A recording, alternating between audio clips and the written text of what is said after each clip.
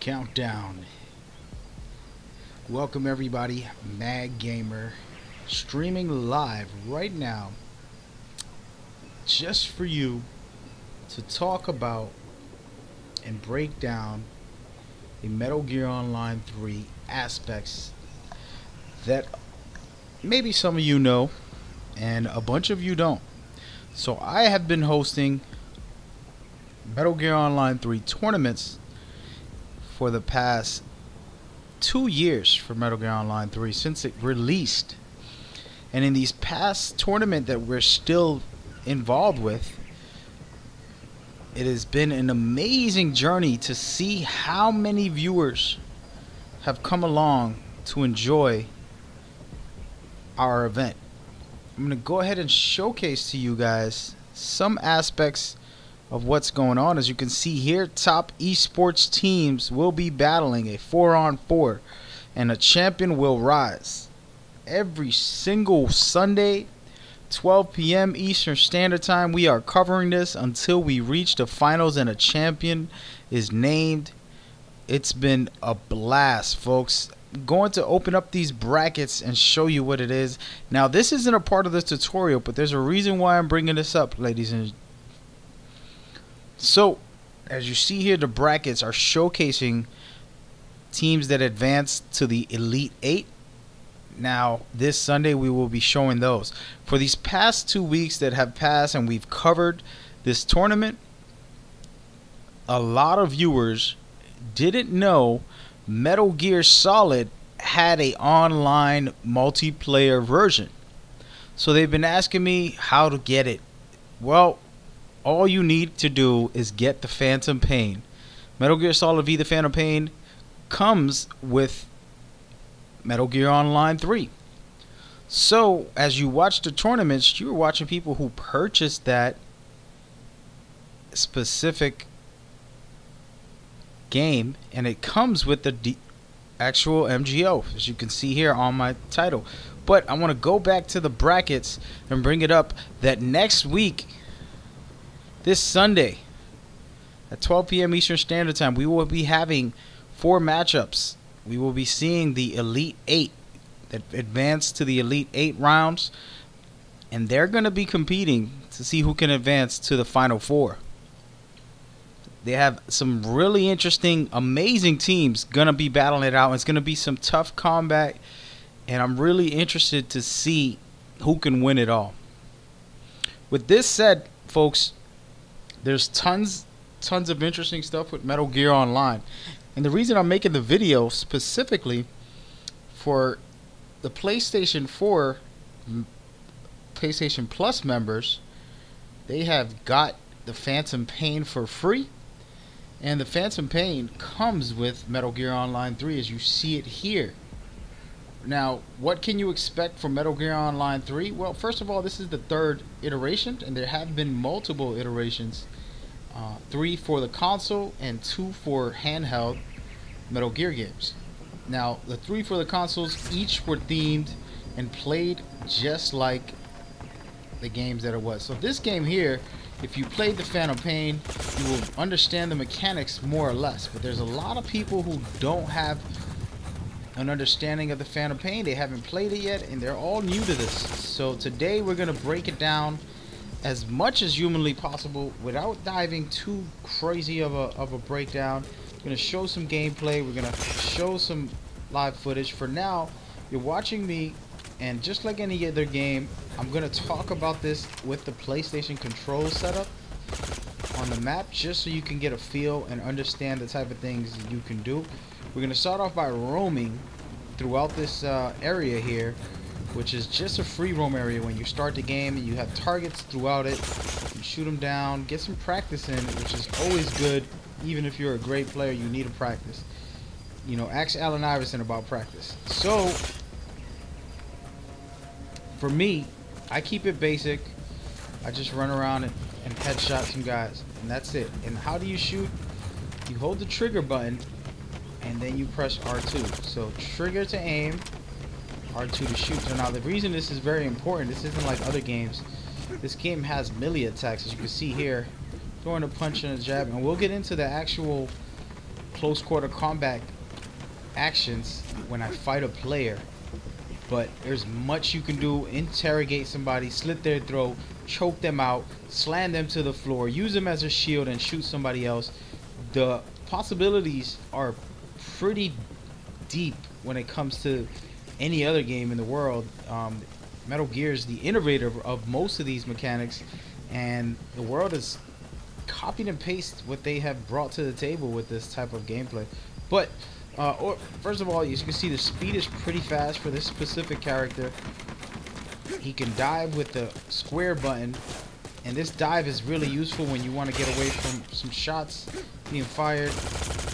Just try to stay alive. It's a great mechanic, and it's very dynamic, and it just has a great feel and look. Of course, you can prone with the X button, crouch and prone. It's very useful when you're trying to sneak. Those are some of the gameplay elements. Now, we're gonna get into each character and break down all of their aspects as we go. But overall, you're gonna see a lot of gameplay, and as I go, I'll break down some things. But it's not gonna be rehearsed gameplay. I'm gonna be battling out, trying to showcase the skills I have and that the game offers. Some of the skills gonna take a lot of focus for me to be able to accomplish them so that you guys can see them, but there's plenty of good stuff that can happen here. Now again, you get a primary weapon. You can have two depending on your loadout and how you set that up. You have a secondary and a knife. Everybody comes equipped with a knife, and there's just unique support weapons for each class that they can have. Of course, the items, the box. There's no life without a box. That's Metal Gear. And we could talk about the box. It's not that crazy, but look, you can slide down hills and also hit people with this as I go. It's also good to get yourself out of stun or some fire. It has a less chance to destroy you. It does take 2 or 3 bullets, so it's kind of like a mini shield when you're getting hit and you don't got nowhere to go. Jump in that, jump right back out. You know, just put it on out and just get out of there.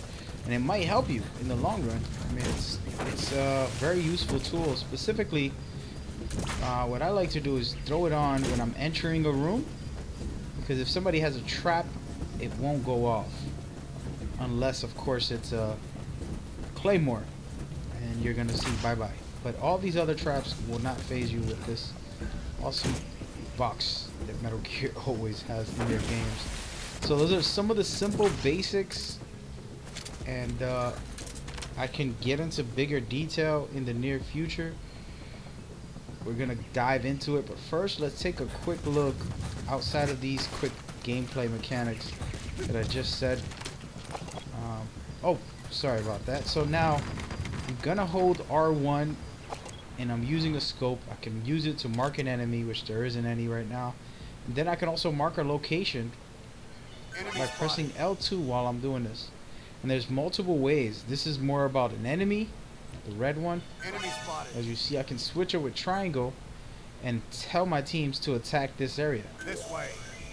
Or I could even tell them, hey man, defend this area over here.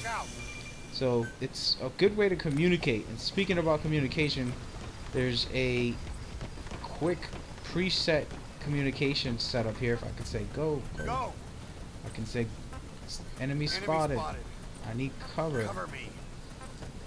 Thanks. Thanks. I do something terrible. Sorry. Somebody does something great. Nice work. This is how the communications Copy. work. Somebody asks me something. You got me? Say copy. And then we're good to go. So those are some of the systems for this game that make it a very fluid experience. The communication and different things. Of course, the Fox engines, gameplay wise, just flows really nice. It's a really good feeling game compared to a lot of these other games that are choppy and kind of like clunky. You know, the Phantom Pain story and this multiplayer both flow very well. Now we're gonna dive into the menu and check out a bunch of different things. Quick overhaul. You have your matchmaking. You have your auto. You can select from specific created matches, or you can create your own. So those are interesting enough. Then there's survival, which is a really fun game here, where it's basically you have a tournament. You have the best of 5. For if you every time you win one, you get a reward. If you reach to 5 in a row, you get a really great reward, like a costume color and all this. But we're not going to get into none of that today. We're going to get into the customizations for a second. As you see, I have 3 different classes, aka 3 loadout, 3 characters, and 3 different classes. This is my infiltrator. He is fast. He has great CQC skills, but his health is pretty low. And then you have my scout. My scout, who is a medium range health and medium range speed, somewhat balanced, and they have snipers and things in that nature specifically, and sniper skills. Each class has a specific skills set for them that you can equip or unequip depending on your playstyle. We'll get into that in a minute. Then last but not least, my enforcer, which is the tank build. They can take a lot of hits. They put out serious damage. As you can see, I got a grenade launcher here. They can do rockets, but they're very slow. So that is the default issues with these characters. And those are the quick breakdowns. And each of them has special abilities that I'll get into for a quick second here. On the right side, as you can see, we have 4 slots. I'm going to empty them out, and then I can pick different things for them and fill them up. Right now, this is not what I'm going to do, but I'm giving you an example. 4 slots. Or I can say I really want stealth 2 or stealth 3. Now, why is these important? If you read each one, there's 3 different levels to them. So the first level gives me a stealth camo in my inventory.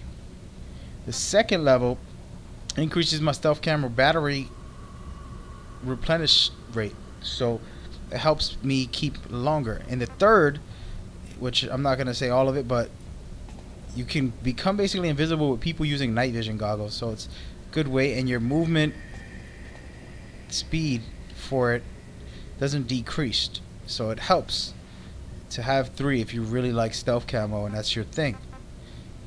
For me, I'm going to put Fulton 3, which is a special ability, and we're not going to get into each and every one of these today, guys. I know a lot of people want to know. These are the key to your playstyle, so like you can equip the right loadout for your specific playstyle. And I have 4 different loadouts for this character, and each have different skills, specifically for what I'm trying to do. For example, this one has interrogation 3, and the reason why is because when I interrogate somebody, my whole team can see, and they'll be able to kill the enemies because I'm gonna mark them all. So it's a pretty good skill, unique skill there. So this is the system, and each of these specific classes have their own skills. For example, the sniper has a sniper one where the swaying on the gun doesn't happen so much. You get enhanced scope vision and marking of enemies with scope. So it's really useful marking an enemy with a scope. Instead of having to mark them first and then shoot them, you can try to shoot them and mark them, and if you don't hit them, hopefully a teammate can take them out for you. So that's a great device for snipers who are focused on that specific playstyle. So now each of these have their own. I'm only showing them to you for a quick second, breaking that down. We are going to get into some actual gameplay and just showcase some of the actual features of the gameplay for you guys as we go forward. I'm going to be playing a very stealth based game mode to start off with, and then we'll jump into some more heavy actions and wild style. The reason I'm picking this is because even if I'm not doing so hot, I'll be able to showcase some other players and see what they're doing and then bring it to you. So once again, this is a very unique game mode. I mean, not just a game mode, game, Metal Gear Online, featuring Metal Gear mechanics. Very special, unique game that carries its own weight and doesn't fall into the trap. So as you can see, this gentleman here is using this box as a mechanic of hiding. He just wants to stay positioned, holding his guard. Nice work. Thanks. And right now, you're watching him showcase what's really cool about the box. You don't just use it to run around and slide, but you can actually hurt some people with that. And then now, Enemy spotted. this time, this guy's jumped out of his box, took out one player that we missed, and he's looking around trying to figure out where they are. Somebody's right behind him.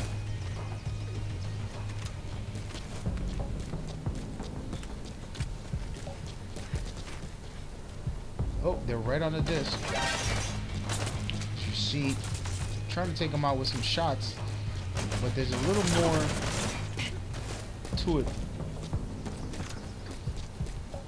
At this very moment, they're doing what they can, and these are just random players again, folks, so I can't control what they do, but I'm showing you some elements as they're working together, trying to find the guy. They couldn't take him out for some reason, and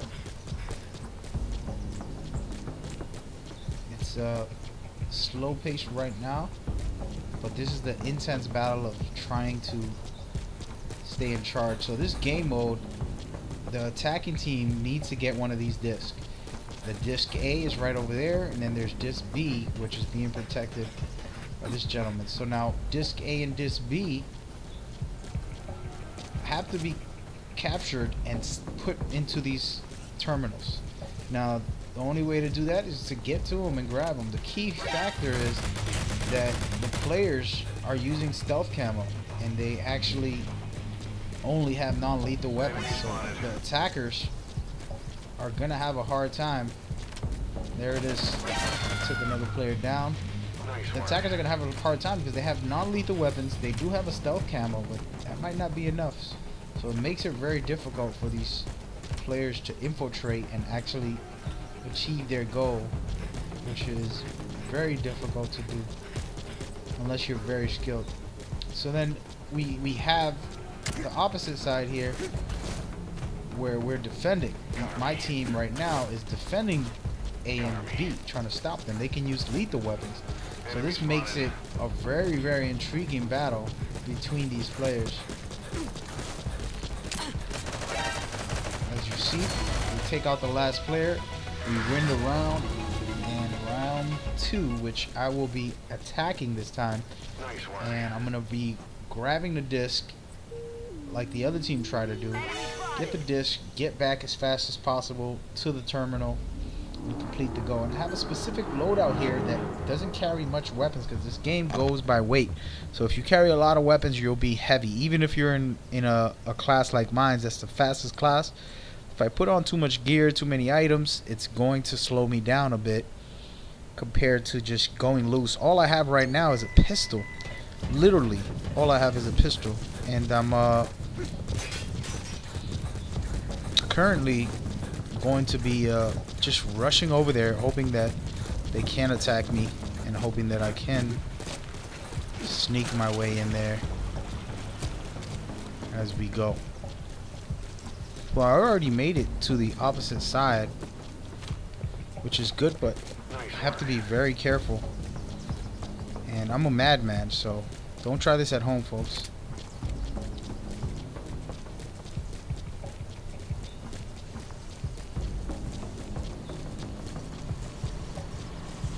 Well, I'm pretty sure there's going to be a guy inside.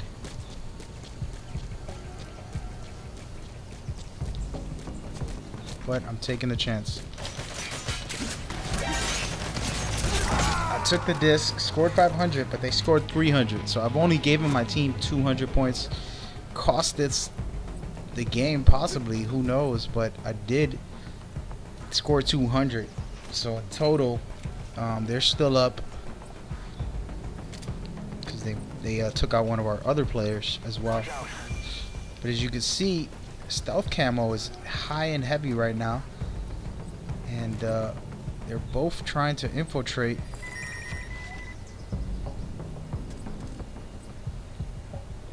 see Gonzalez here.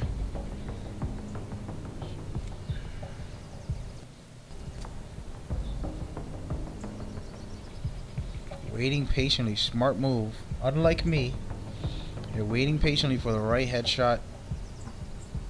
And here it is. Perfect.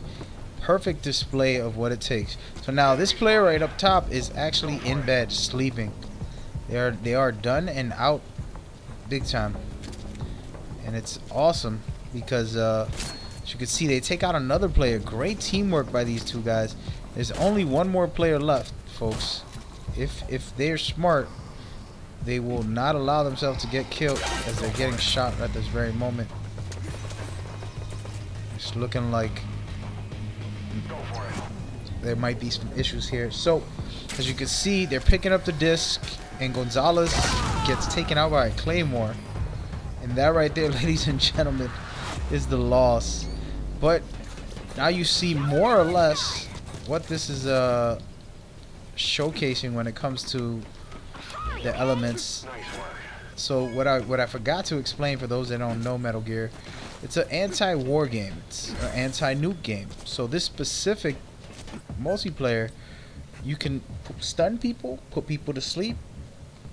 There's stun weapons and grenades, grenades, sleeping mines, and things in that nature that are really unique to Metal Gear.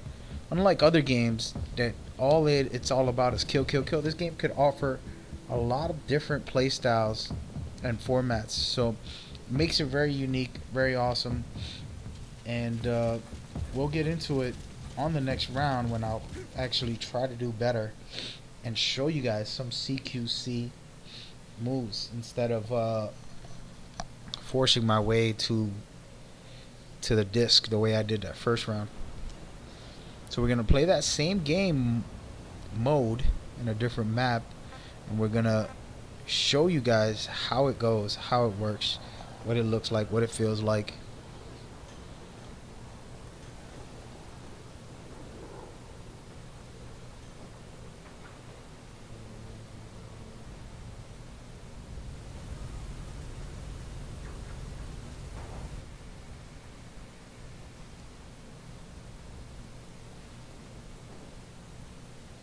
So I'm getting a text message.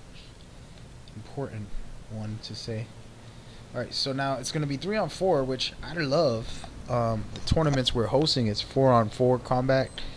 And it's been a great display of pure skill and will. Talented teams and players just showcasing what Metal Gear is all about. So now I got to go ahead and get this disc real quick on the solo tip. Hopefully I can get down to the bottom. I'm going to go straight shot to the bottom again, which I wanted to show y'all CQC, but I might not have to. I'm going to probably just actually complete the goal for this specific game mode. And I'm going to rush my way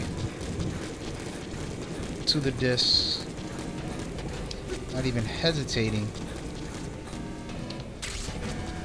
I'm going to drop the disc. Grab this guy. I can. What a cheater! He cheated.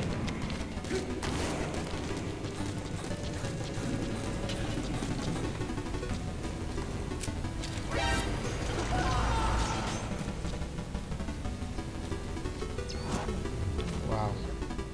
I grabbed him, but something went wrong there. I don't know what it was.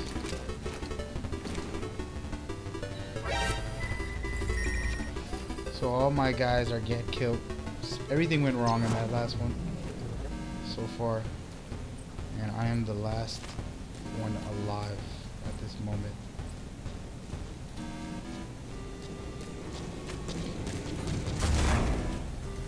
See, he did it again. This guy's a cheater, man. Bro, seriously? I don't know what just happened there.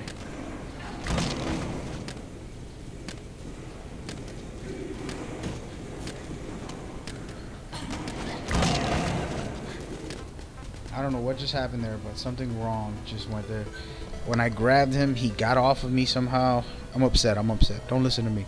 So anyway, I was trying to grab him and interrogate him. And for some reason, it didn't let me. He shaked me off somehow, which sucks, but sometimes that's how it happens. So now I'm going to defend the disc myself this time.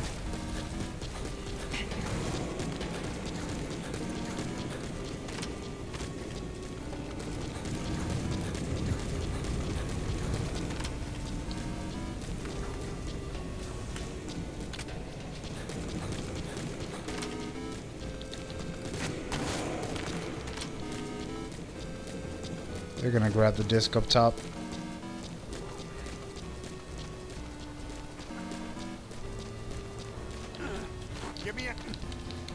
I did it to him somehow. What the hell? Okay, the lag is real, folks.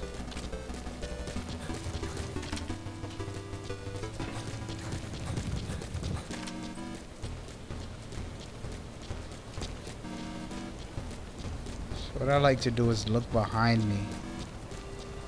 So most of the time these sneaky guys tend to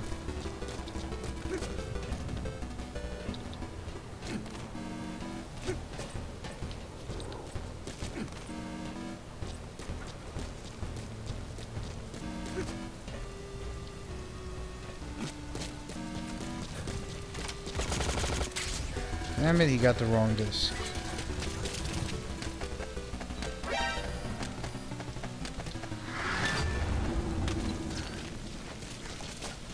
We won that round. I didn't like how that all turned out. Pretty bad hit.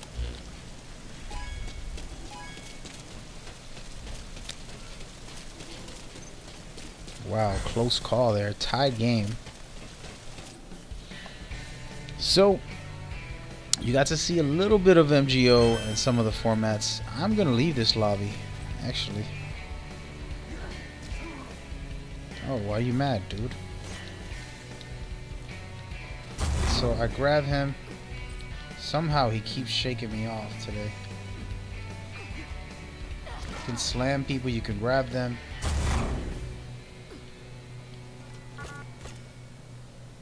Tons of good stuff and play styles that you can have with this game.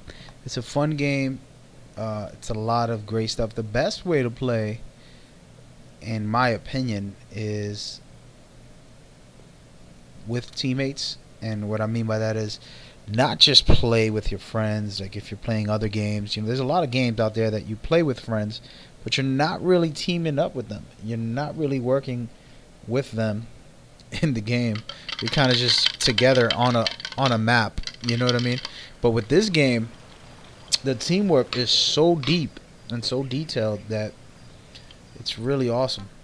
And I'm gonna leave this lobby because it's terrible. But you work together, you can really destroy teams. Other games don't allow you to have that much teamwork compared to this. Is forces you in many regards to actually have some teamwork. And we're gonna try Cloak and Dagger one more time in a different lobby.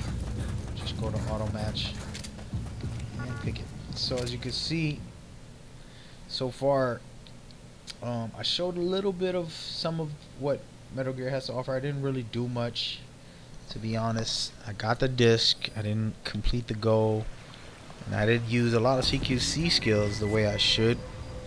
So I can show you guys how the game works. But it is what it is. We'll figure it out. Alright, so far so good. I'm going to rock out with these guys as they look to be doing their thing. So I'm gonna play some traps. Keep this. Oh, wait a minute, I don't have any traps.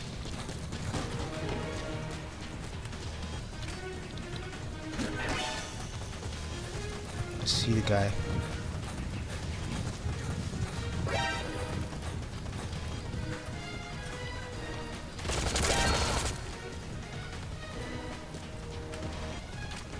Watch out.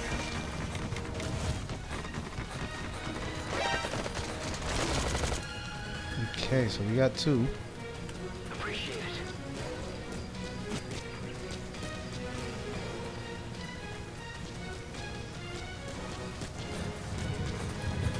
now we're just searching for these stealth camo wearing sneaky deaky players. I keep on hearing somebody breathing into the mic, so oh damn, I get taken down while I go to put into the party and I get killed. That's life, folks. Never try to create a party. So I shut everybody out so that I could focus on the game, but we still got a lot of players, and at the moment we've only killed 3 of their guys, so there's 3 players left, and none of our players are guarding the actual disc. Actually, I'm lying to you, 2 of them are, so that's good. This guy right here is guarding a disc. They did pick up A, and that's where, like I was saying, these guys have to do a better job as teammates. The name of this game is Metal Gear Online 3. It comes free with Metal Gear Solid V: The Phantom Pain. I have the special edition, which actually I can show. I'm going to go into the store. I have the definitive edition, which is a special version that comes with the Phantom Pain, with all the DLC, all this great stuff. But you can go right to the PlayStation Store today, and I think it's going to be on, oh, wait a minute.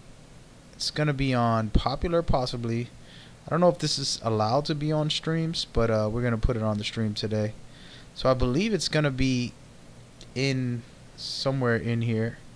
What's hot? I don't know where it's at the moment. I know it's in like free games, so I'm gonna go to PlayStation. Oh, PlayStation Plus. I'm sorry. Yeah, so it's on the PlayStation Plus. I forgot about that. As you can see right here, if you have the PlayStation Plus, you can get the Phantom Pain, Metal Gear Solid V: The Phantom Pain, and it's an amazing story. The best story game I've ever played in my life. The greatest game I played. But what I'm playing isn't just a story. This is the multiplayer version of this story. So you play the story, you could have fun with that if you feel like. If you want to just jump online and play multiplayer, go for it. And multiplayer is a blast. And it's what I'm playing right now, even though we're losing. Wow, I come back and my whole team is down. So you can get the game for free on the PlayStation 4 right now. I think it might be free somewhere else. Somebody was saying something about the PC. I don't know if that's true, to be honest, but I do know that you can get it on the PlayStation 4, and that's where I'm at, and that's where my tournaments are.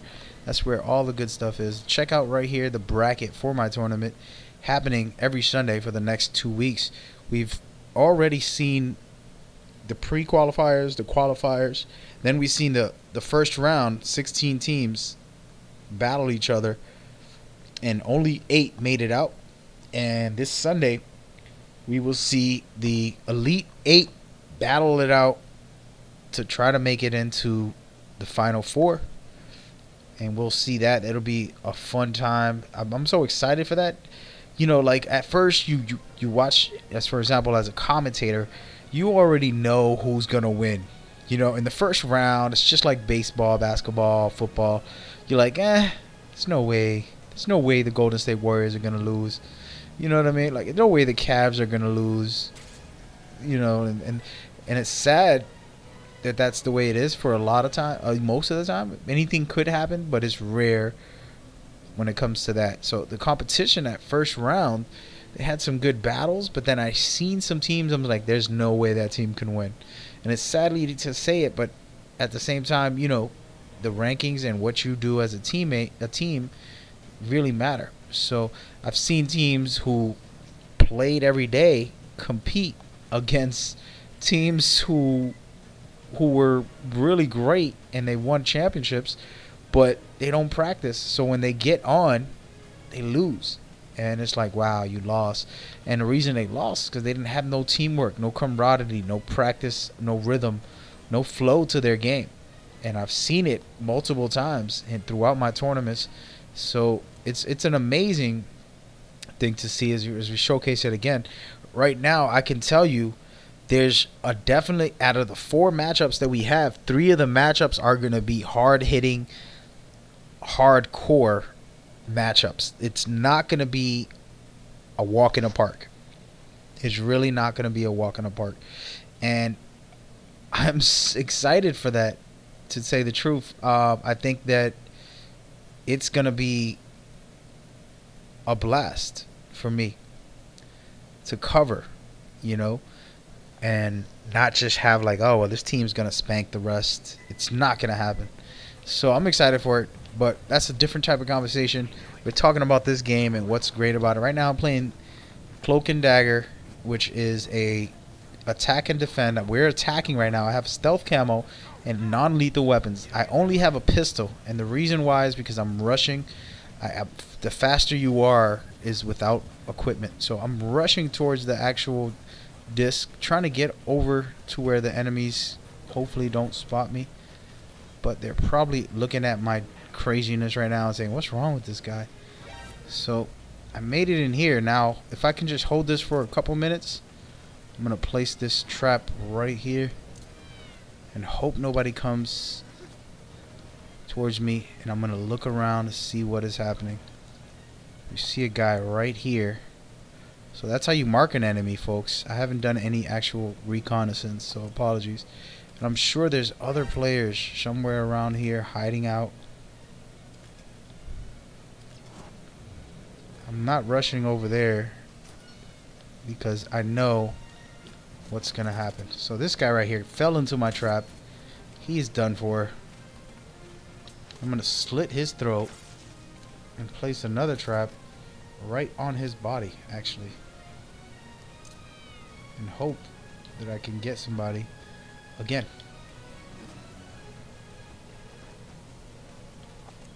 So that is a quick display of some of the actual elements. Right now I'm looking to see, where was that guy that I marked earlier? Look at one right there. And I got somebody marked. Now the question is, what can we do with that marking?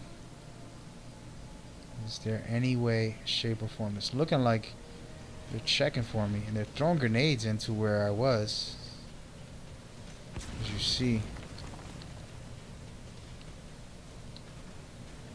This guy.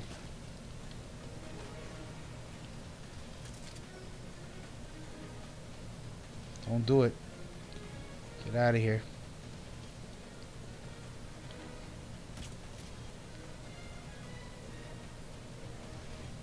I think he knows I'm here. Oh Jesus. Did you see that?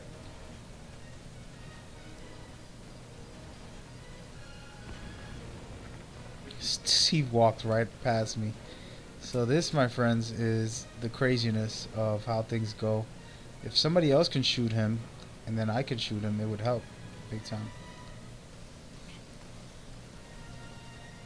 I'm just gonna wait because there's a couple of guys, and if I shoot him, they're all gonna be on top of me right away. They're gonna know. So I'm just waiting to make them panic for a second. I got enough time.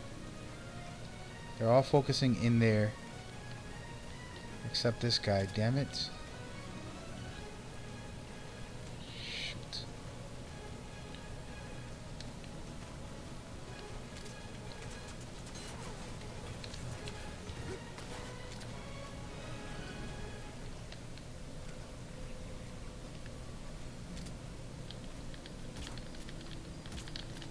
Help me.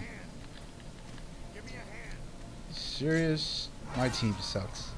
So I paid the price. I tried to be sneaky, and it cost me my life. I was one of the last ones alive, so clearly I should have put in a little more pressure to make them feel the pain. And there's only one player left, and I thought we had more, and I could have done better. That was my fault right there. So yeah, so if you have the PlayStation Plus, which I have it on my other account, so that's why it didn't pop up for me to download it on this account, but it shows it right here.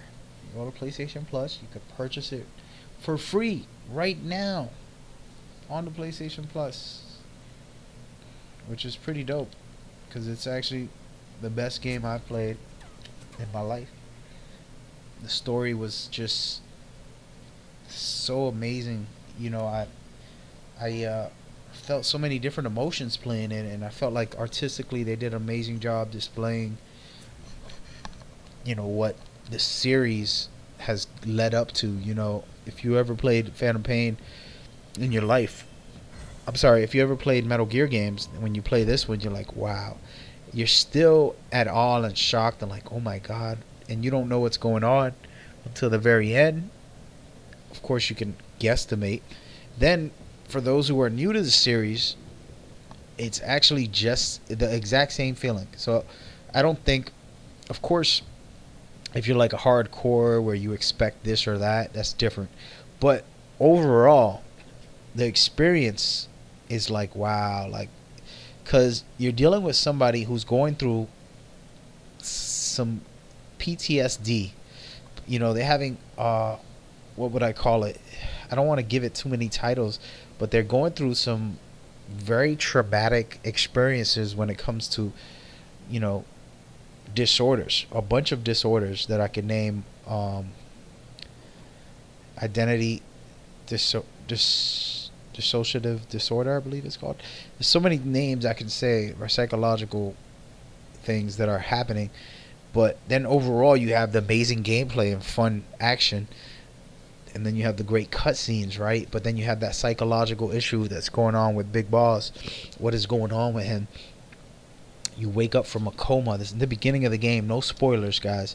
You wake up from a coma, a 9-year coma, and that's how you feel throughout the game, and you're figuring it out just as like you're figuring it out in real life. So the dynamic of that was so perfectly played out, and then you have the feeling of the phantom pain that you get throughout the game, because there's so many things that happen that are really devastating and powerful. So I love that. And then there's just so much. I mean, I couldn't begin to tell you how much. And it's an amazing experience. Oh no.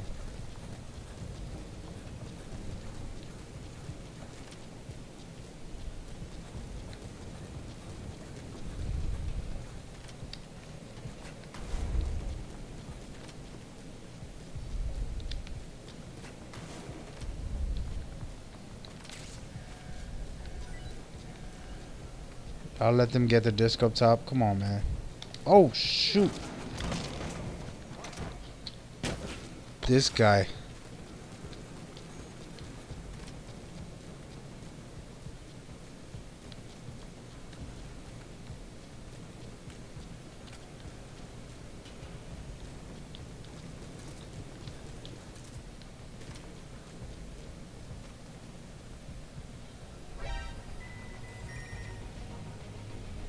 My team is just... I did bad also. But they're not doing so hot when it comes to... But yeah, so overall the experience is just unreal. And you gotta love what they did there. And then to top it off, you see some of the dynamics on how the gameplay works. It's just unreal. Even to this day, there's still some stuff that players can do that I won't get into just yet. So back to the multiplayer though.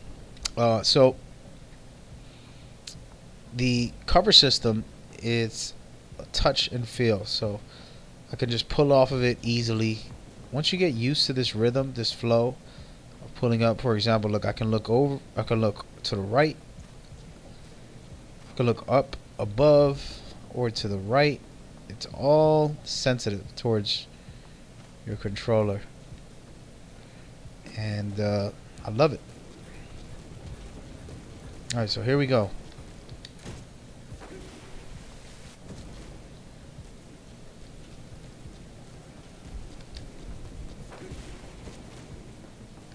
This guy's not around, man. 3 guys left. I'm gonna pull up and check on... Oh, the host quit.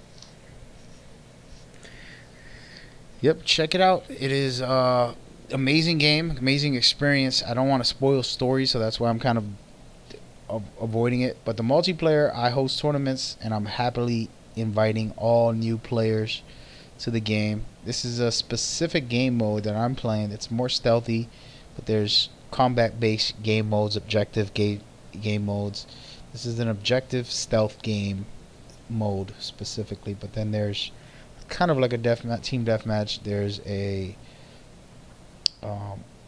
conquering 3 areas. They're called Com Control, and you want to download on those, and the only way to do that is if you capture them, and the other team is trying to stop you.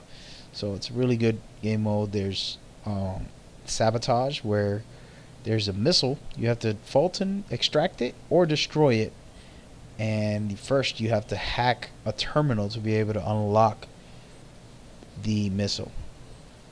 And then of course the team deathmatch, which is Bounty Hunter.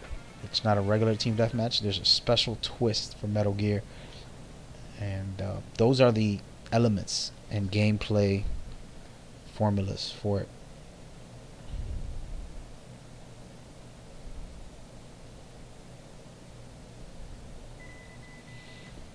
Okay, so I'm gonna head down below again and hope this time I capture one of these fools.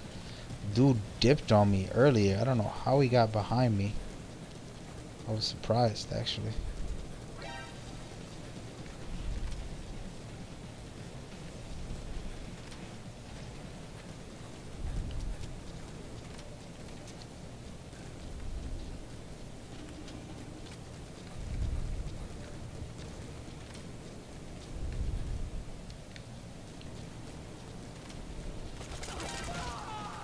This guy thought he was slick.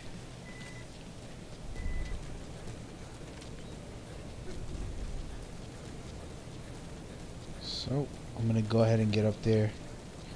So anyway, so those are the elements, and it's a lot of fun gameplay wise, a lot of unique aspects.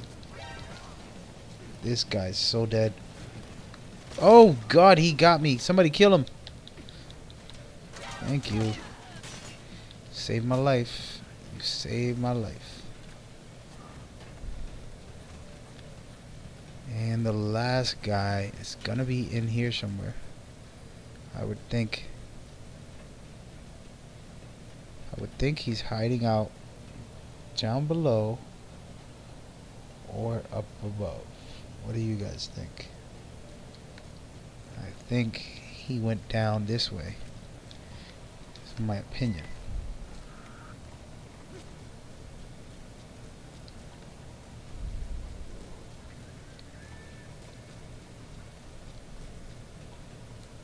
Tracing his steps.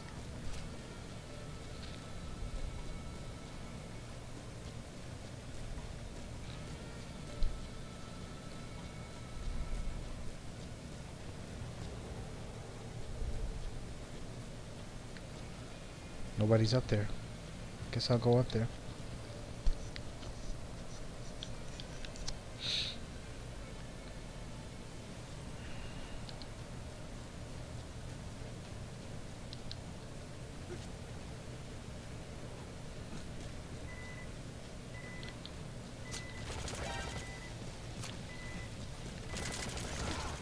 Got it, baby.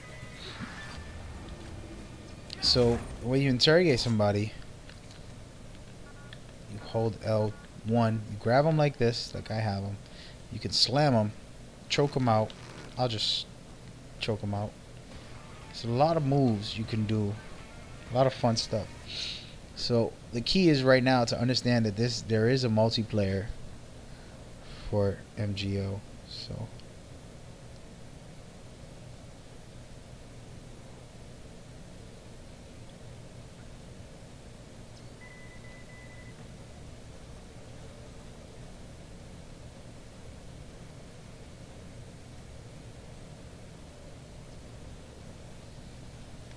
okay, I'm back. Alright, I gotta go. I'm gonna go down and just challenge whoever's down here to a duel.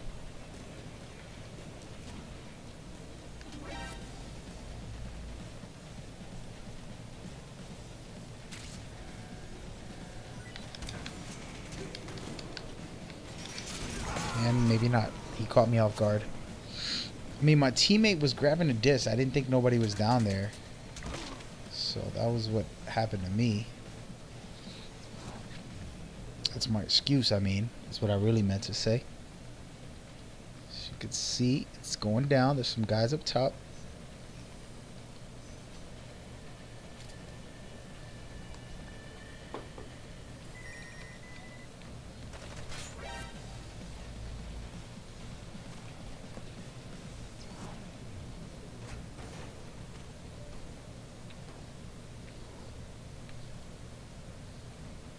Got him. Oh, he missed. He should have threw it a little closer.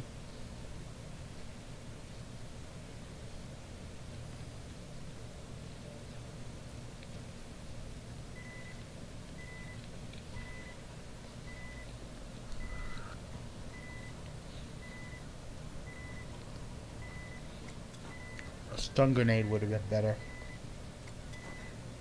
There it is. Now he's gonna put them to bed. Yeah, he really has bad aim. Threw it all the way behind them. He's gonna get taken out very soon.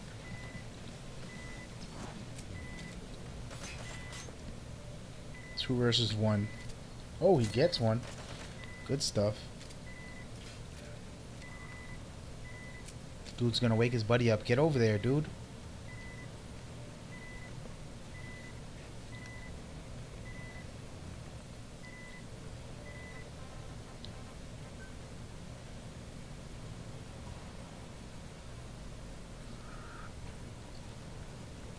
Help. Money can help, but money's just being selfish right now.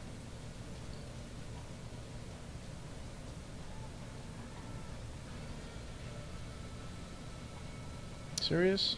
That's why you get killed. So yes, so this is what you get. One on what, 5 right now?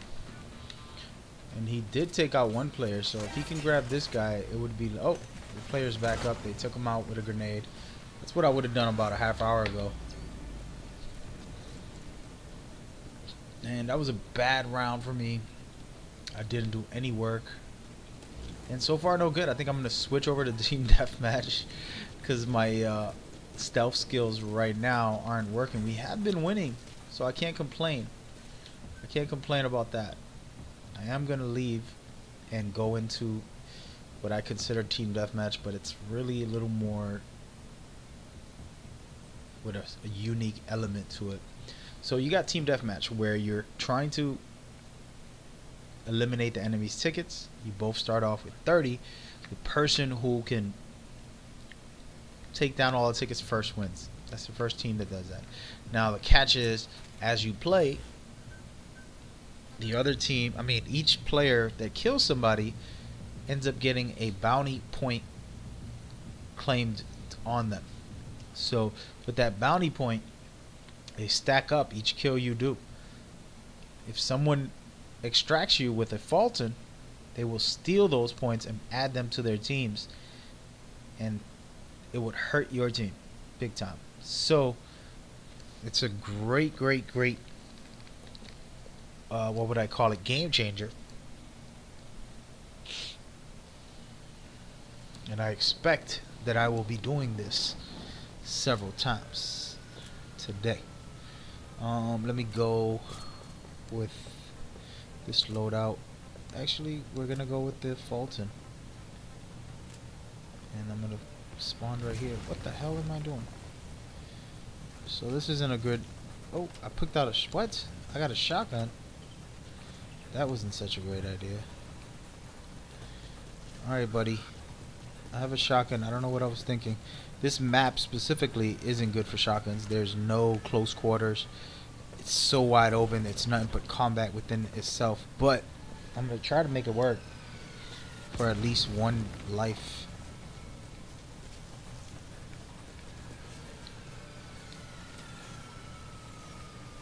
Ooh, they're trying to hit me with a mortar. Look at this guy. Oh.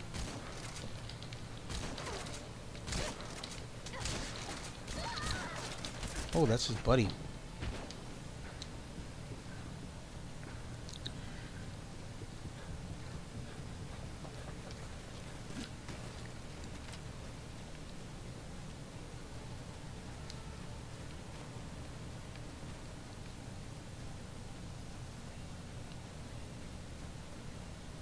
Oh.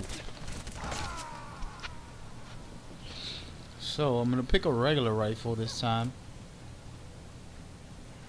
so I won't have to be disabled here, and we'll have some type of fight, long range game.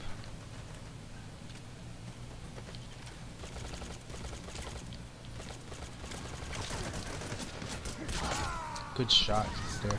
So as you've seen, that enemy was marked and they had 10 yellow tickets. Those yellow tickets are what I was speaking about. I have 0 right now because I haven't even done much, but or done anything for that matter.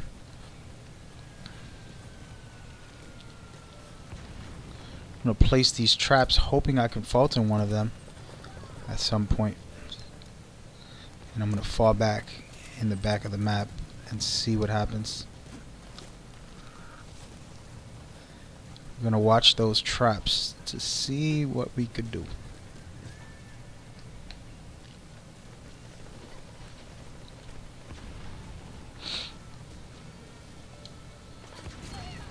This guy has 12.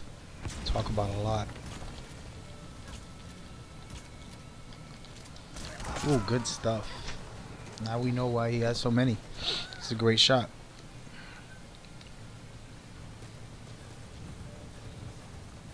So again, I'm gonna pull up on these dudes.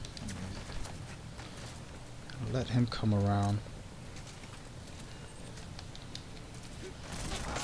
He is sheesh. So I've died 4 times from the same guy.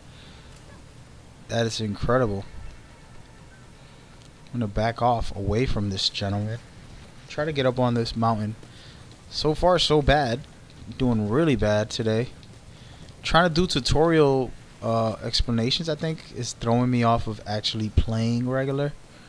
And I'm kind of like talking about it more, but that's a bad excuse. Either way, just doing terrible. Okay, let's go for some kills here.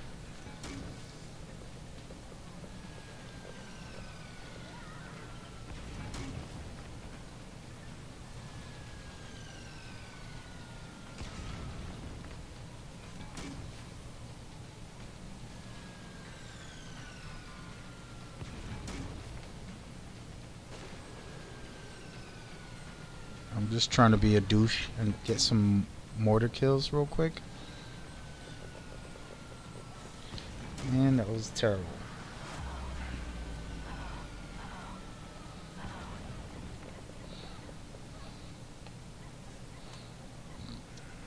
But it is what it is. We'll see what happens on the next game. That guy's a great shot, but that doesn't necessarily mean he's better than me.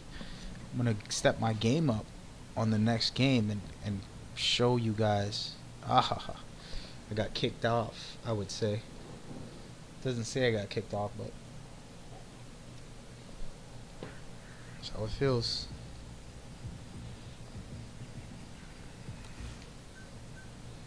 Bounty hunter.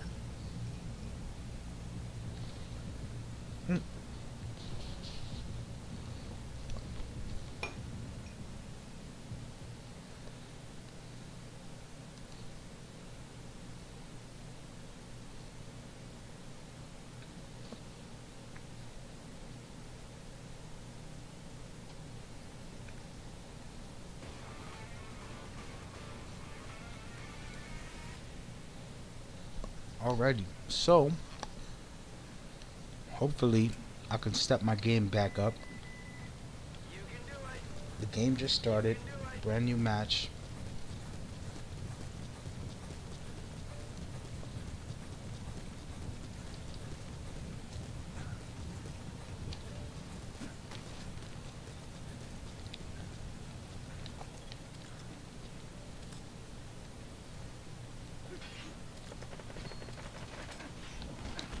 Okay, that was really terrible idea. So right there, what you just saw was a D-Walker. Those are very special weapons in the game that you can get. And they're actually in the story, so they just threw them in the game. They're kind of like very powerful vehicles. I don't know what to call them, but other than that, they're useful, but I don't like them.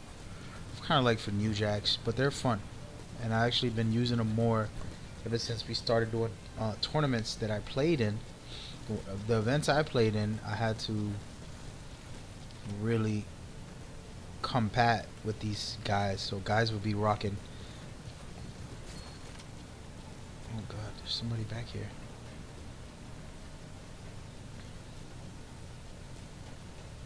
Where is he? Okay, buddy. Oh, he's gone.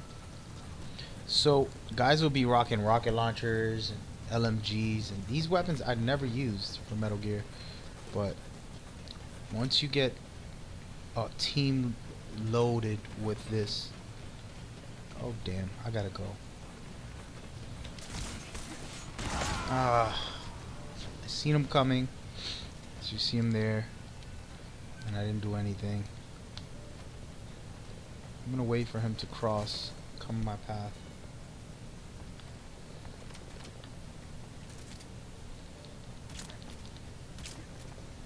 So hopefully I got some Fultons here. I'm gonna go ahead and throw it up.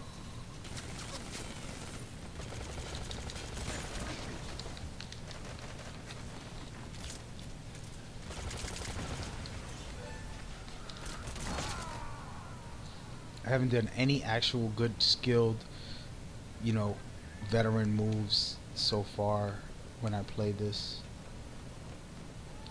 I basically been an average Joe.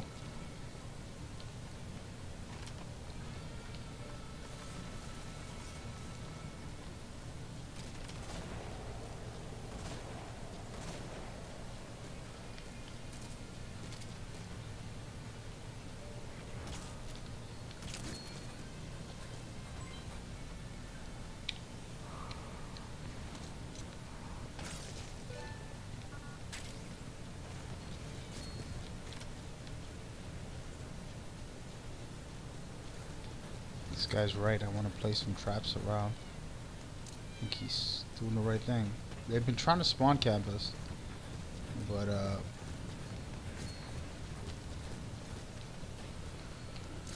haven't been successful.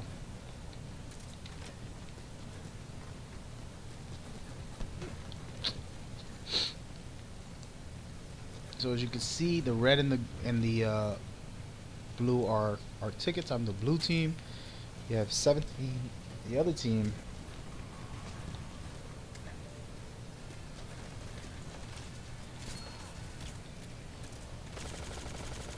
The other team is the red team, and we're up 2 tickets right now. Keep diminishing their tickets as we go. And it's not bad right now, but it's not the best. We can be doing better. I'll place this here.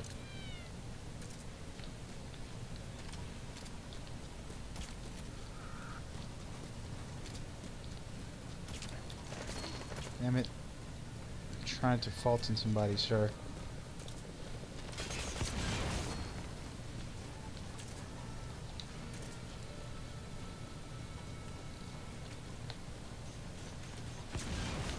Got him.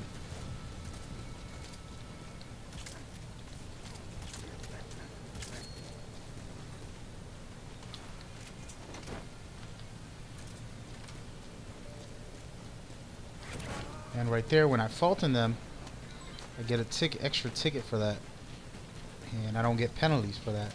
So it's kind of enforcing the Metal Gear theme, which is non-lethal, in a new way. And it's pretty amazing that they did that, actually. And a lot of people don't recognize that factor, but it's a pretty dope design. This guy right up here is about to get rocked. We gonna have to try to save him. They're looking to capture him and grab him, and I'm looking to stop them from doing so. Damn.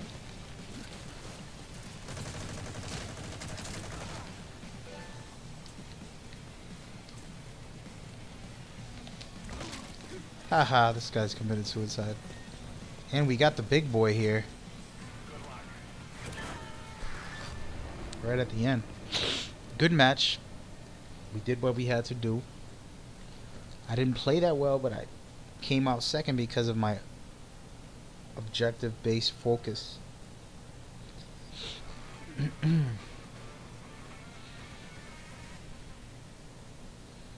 I'm going to go twice as hard here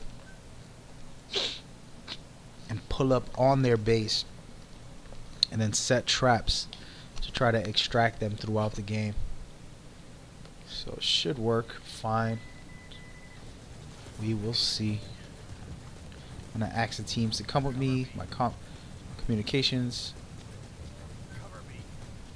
Headed straight towards their base through the backside of the dam, hoping that some teammates can come, because it's not easy to go in solo. And I already can see that they have a D-Walker. They're headed towards me right now.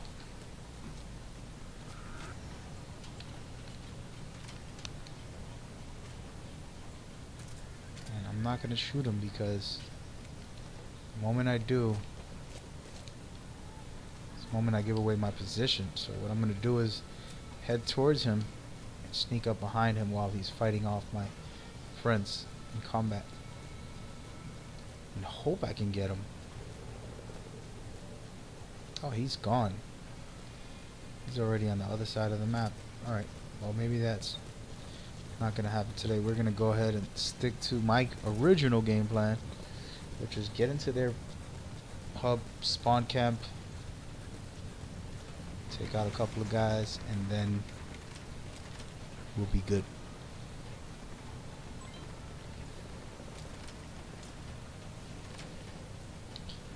As we see, surprise mofo.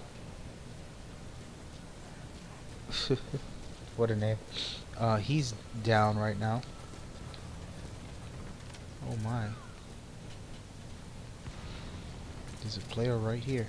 Oh no. Thank God. I tried to trank him, which it cost me my life. I should have stayed right where I was. And we're gonna go through the dam one more time. And this is called Patience, Risk and Reward. I messed up earlier, but I think my team is in the base now, so I can take it over as we go. They're right on it, so it's gonna be an interesting fight.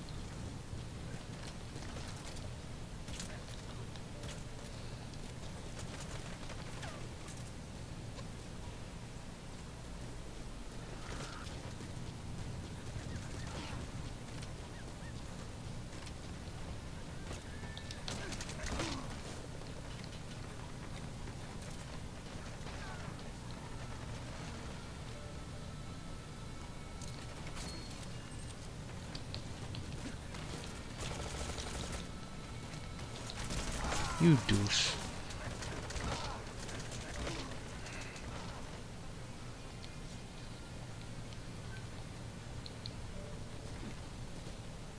So far, nothing I've done has been successful, and I gotta play smarter with my life, as well as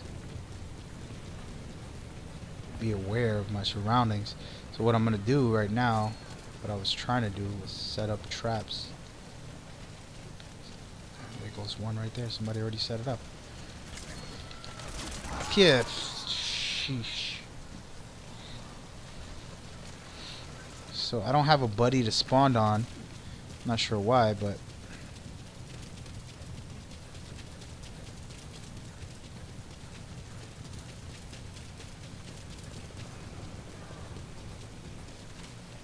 oh, there's a player.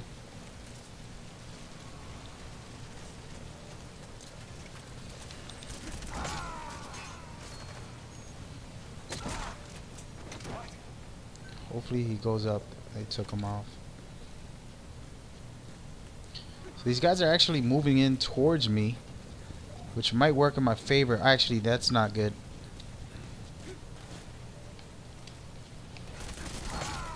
That is not good.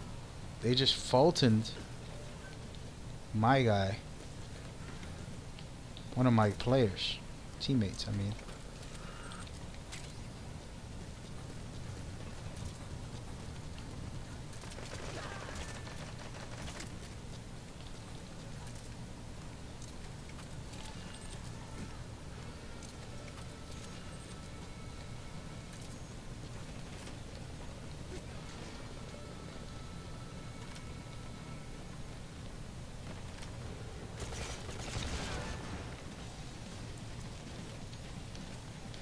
This guy's really good. He's taking out my team left and right.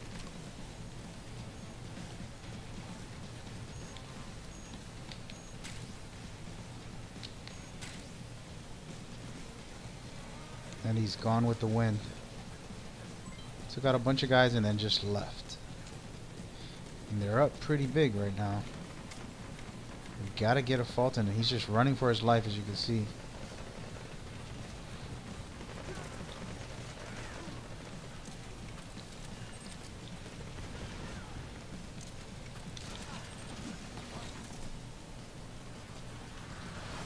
We lost. Damn. Trying to get the Fulton the whole game cost me and had a bad game. Next game, I'm gonna go nothing but kills and show that I can get kills whenever I want. The killing is easy, unfortunately. To do the other parts, you have to be a great player.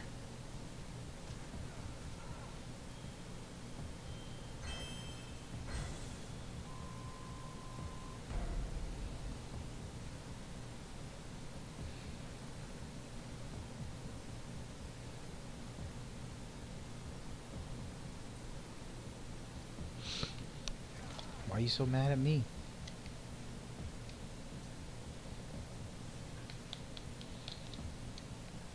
He probably knows who I am from all my tournaments and stuff, so he wants to put on a show.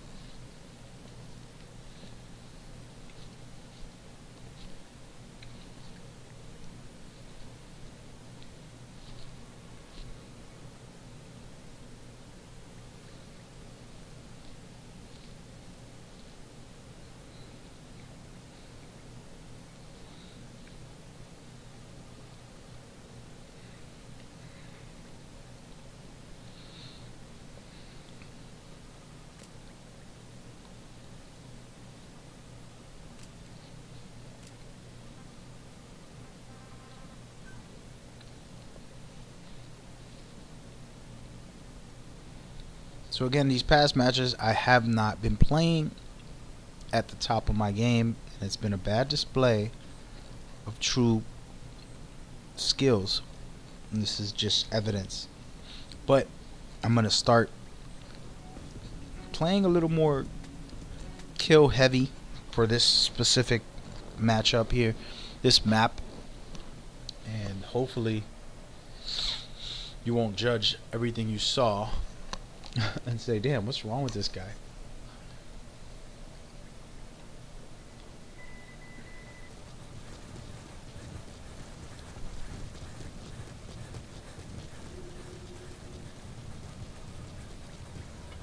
Let's go to battle over here. Let's see what happens. I'm waiting for him to come.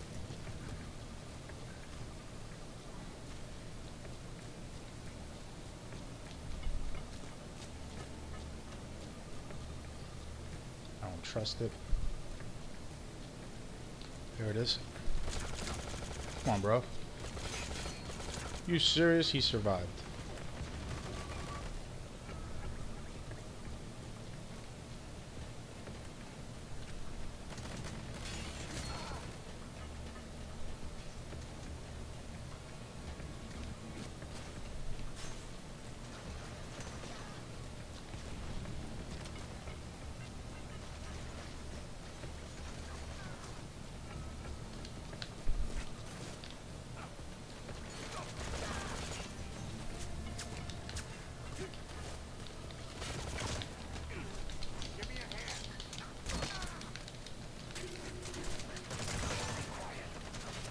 I walked into the line of fire over here.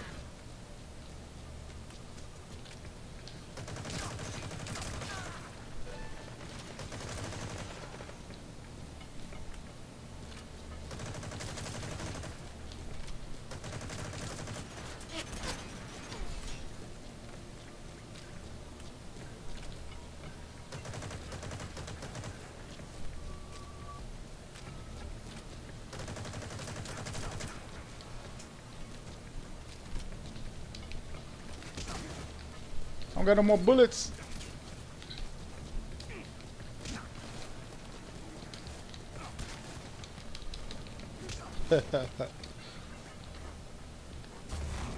Interrogate him. No. You saved my life, man. Thank you for that. I still don't have any damn bullets. I gotta go. Now they're just mad at me.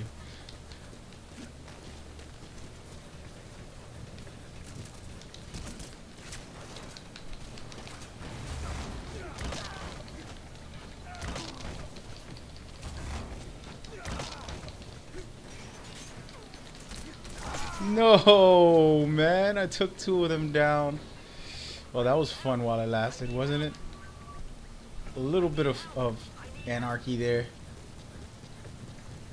I can't complain. Damn it, they're gonna get this 9-piece right now. There's nothing I can do.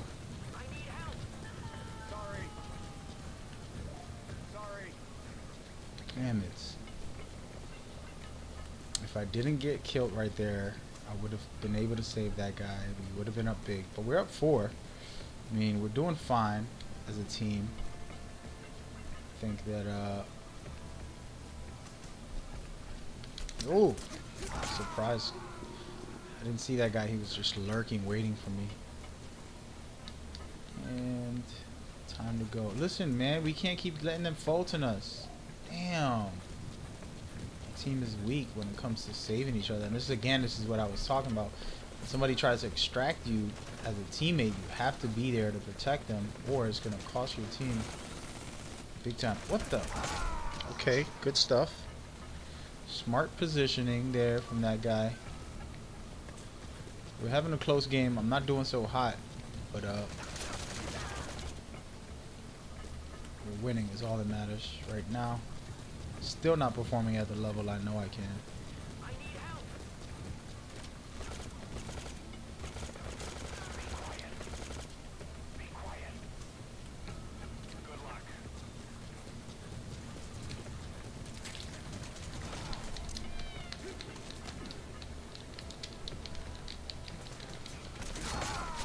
Sheesh, my own teammate killed me. Thanks, Trevor.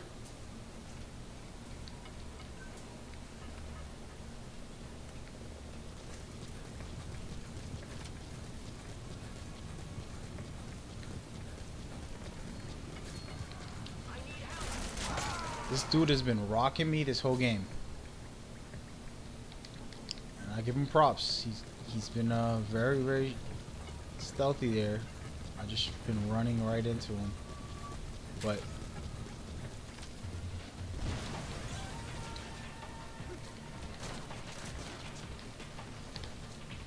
get off! You kidding me? Damn it! I thought I had him. Try to sneak up behind that loser. Didn't work out. Oh my.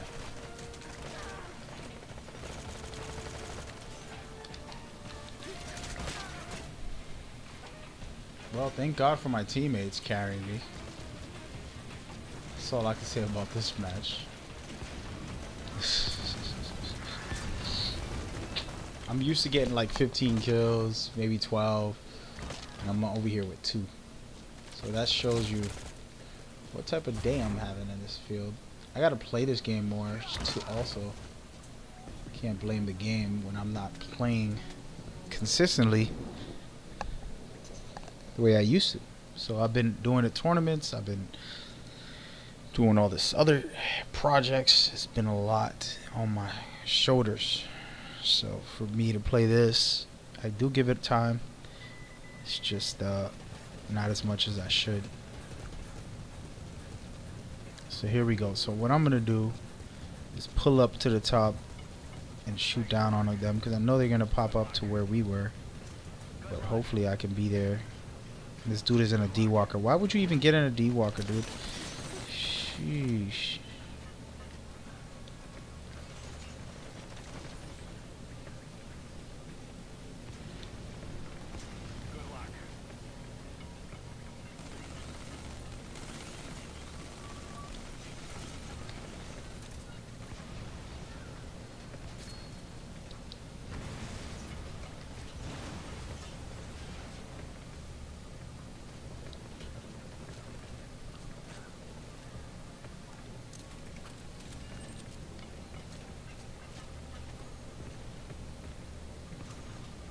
Alright, so I'm gonna try to creep up on these guys.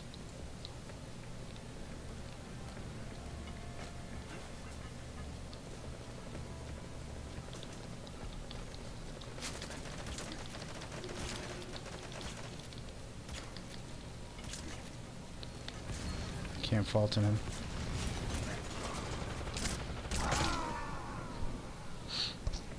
I'm playing sporadic gameplay, which isn't good. I gotta stick to my style and stop doing all this nonsense. And here I go again. Ooh, his buddy got me though.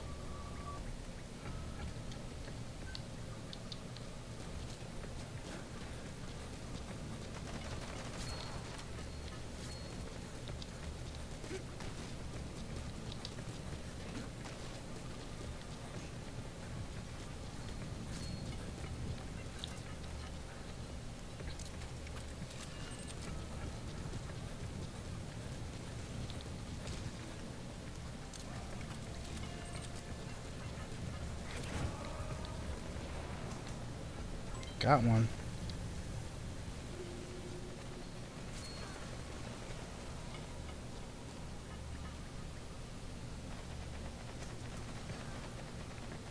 Who's up above? My God.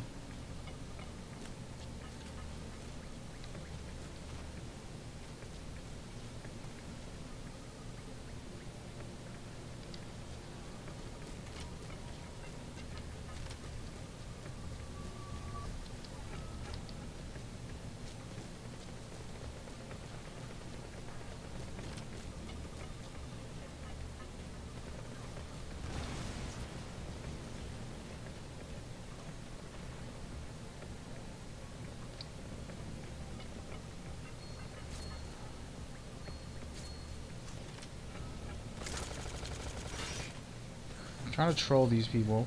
It isn't working out.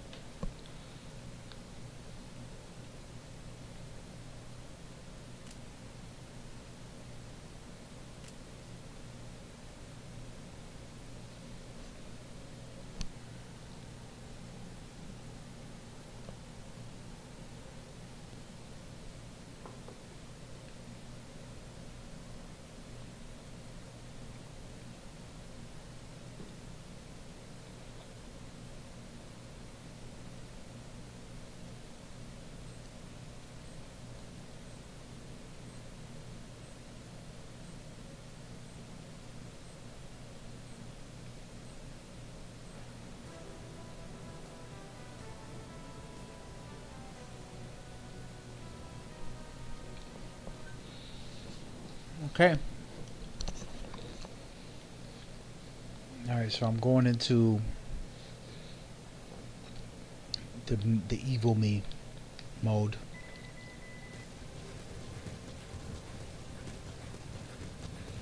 Take out a bunch of these losers. So I'm gonna make them see me right away. Hopefully I don't get shot by a sniper when I do this, but oh damn, there's a D-Walker.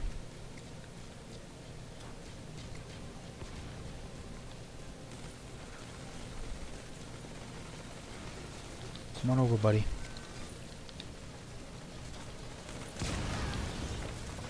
Sucker. You're dead. Somebody stole my damn kill. Guess that happened.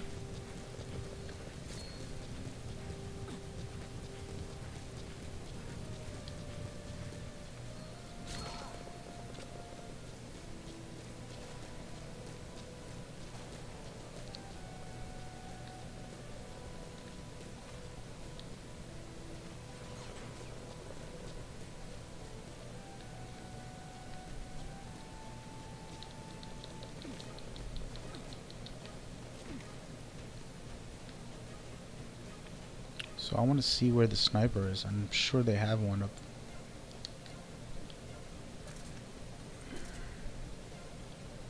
Yet though.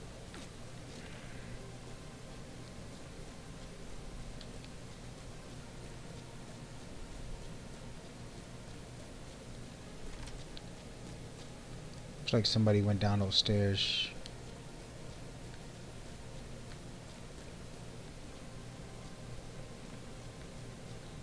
Nobody wants to spawn in their home base. Probably should, guys.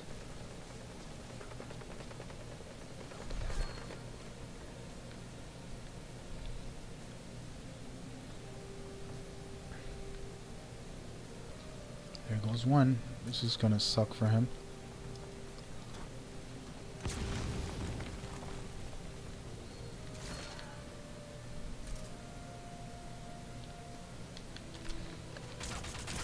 Oh, get out.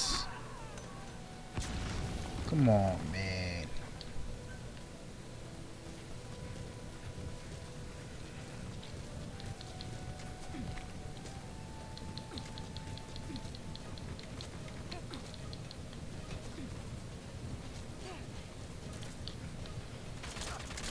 Gotta kill him with a headshot. If they kill you, you gotta kill him with a headshot. So he'll spawn out here somewhere probably because he's an idiot. You have multiple places you could spawn. You don't have to spawn in the same position. I forgot to talk about that. I think I'll showcase that. I gotta do a smaller version of this. I gotta do a very controlled version of breaking it down for people.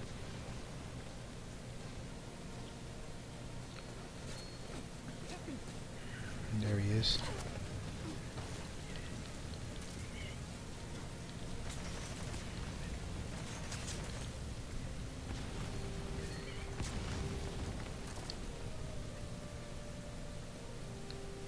Which way did he go, George? Dude, you're a hot box.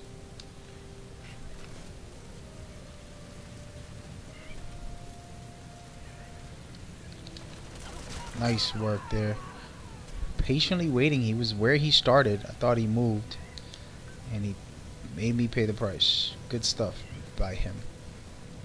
Now the question is he dumb enough to stay there? Nope. He moved or died. I actually think he moved.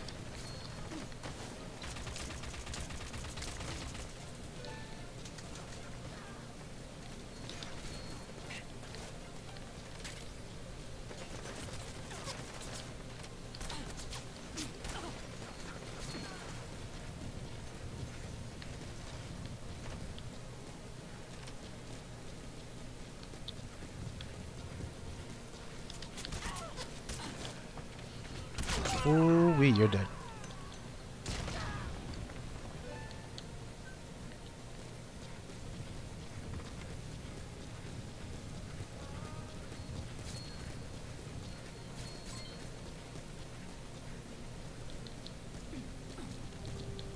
close match, and we're going back and forth here.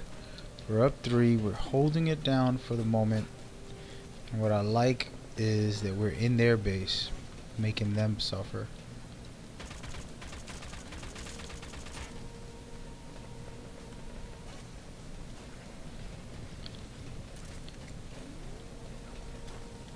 Enemy spotted.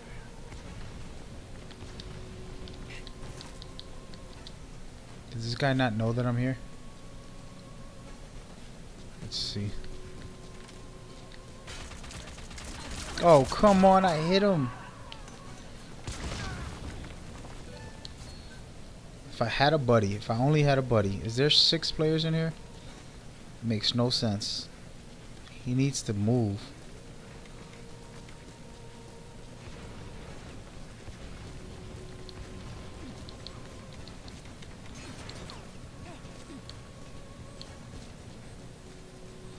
With the final seconds, we got it. Good match. Better round than normal as far as kills, but I'm still not doing hot. Still terrible. With this specific class, I should have 15, 20 kills, being the top player of all these guys.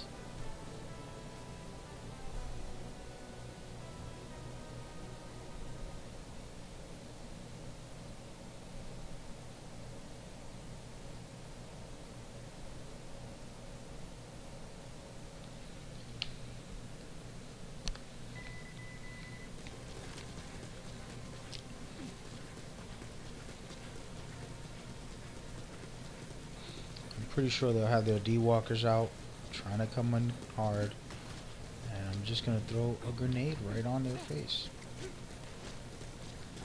They went to the right. He's over here.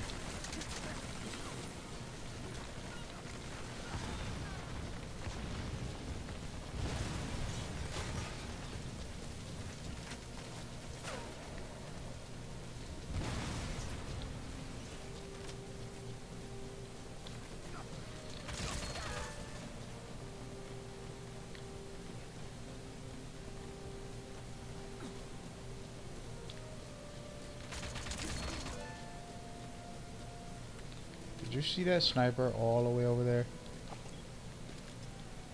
Enemy spotted. Sucker.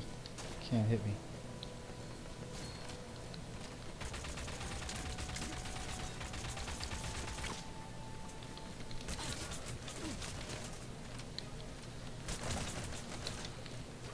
No, no. No, wrong gun.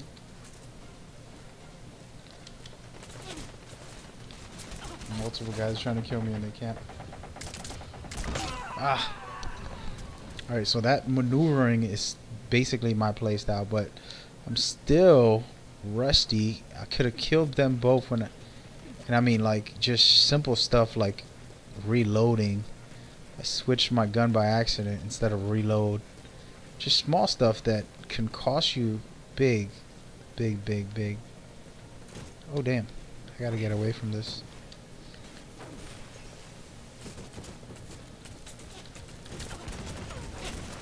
For example, this box right now just saved my life big time. And what I need to do is keep moving because they're chasing me, and I should have jumped in another box, but I didn't. Damn, they're really going hard on me right now. Okay. They're in the center here, in this area, trying to control it. I don't like what they're doing. They're like little rats.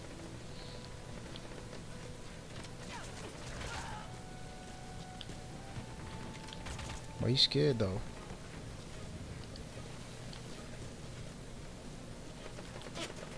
You got no shots, dude. Should have killed me by now. Wow. Completely missed him.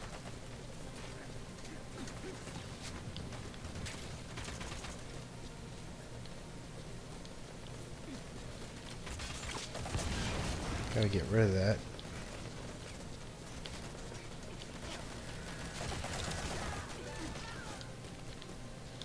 Dude, really?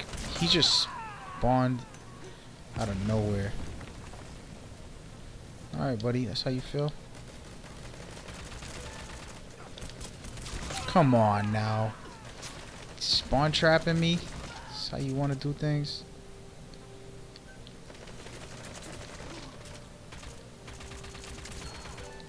Play around, dude.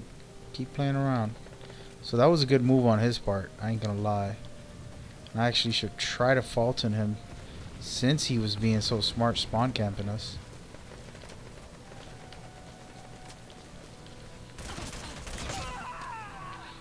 Dumbass. Oh, he survived.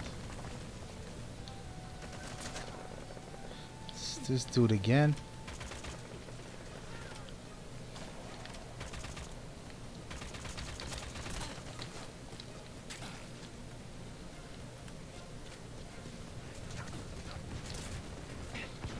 I just wanna feel the bathroom. Sorry. I just wanna feel liberated. Oh. Sorry if I'm mean. So they're really a good team. Whoever that is, this is actually a team I'm battling, and they're spawn camping. Things that I do to other players when I'm not playing with random players. Normally, when I stream, I play casually, and I don't use official strategies all the time. I kind of just go with the flow because I don't need people stealing the permits.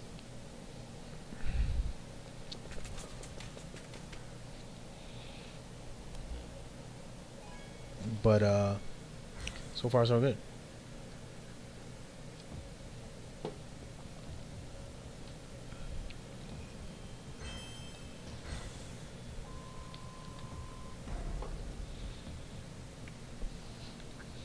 So I got 13 kills. The problem is the deaths now. So I did better on killing, but my deaths were terrible.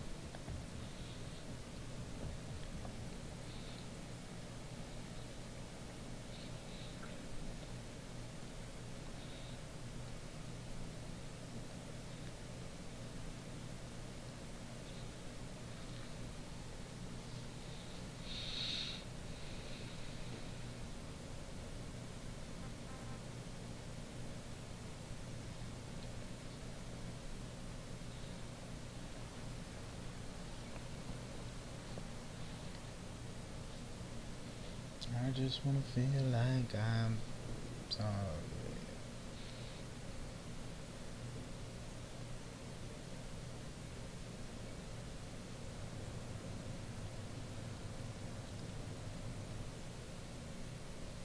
Really?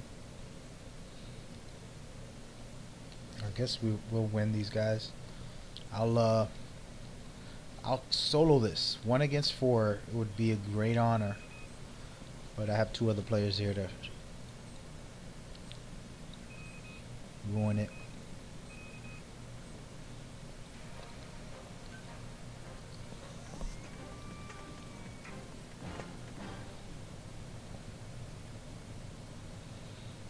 So one thing that I know about staying alive is you gotta be ahead of the pace. 2 or 3 steps ahead. And what I mean by that is not feet, like 2 or 3 steps, like understanding. For example, their 4-mans are over there. I'm a solo artist over here. So right now I could get sniped. So I have to be a step ahead and move around. So I'm going to maneuver towards the right. Now I have a teammate with me, which he's a hotbox. He might ruin my positioning. All I'm doing is trying to position myself in a good spot. As you see, there's a sniper. I don't know if he's a sniper, but I'm pretty sure he is from the way he's trying to play. 100% sniper. And these are the type of guys I'm watch out for the most, because as a flanker, those guys are hard to get from this far. So gotta be very careful.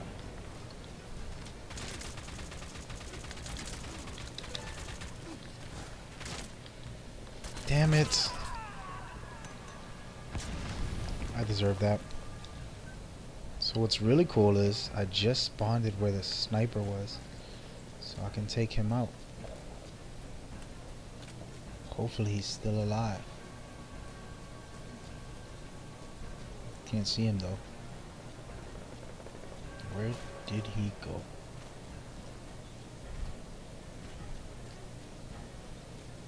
Nope, they took him out.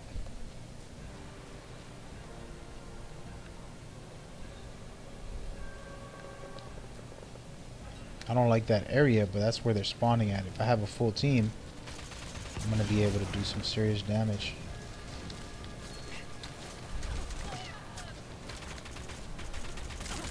You douche. That dude right there. That was all my fault. Toe kill. I always call those like leg shots toe kills because the sniper, I see him.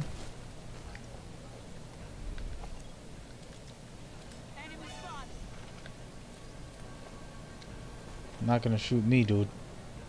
Keep dreaming.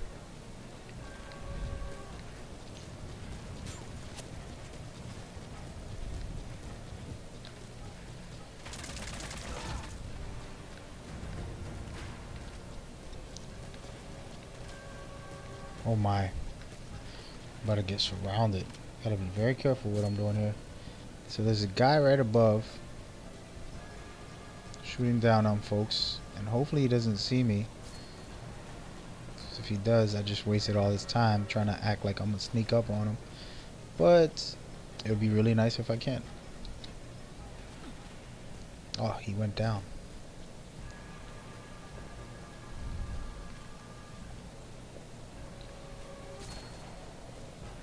Well, there that goes. I had a dream.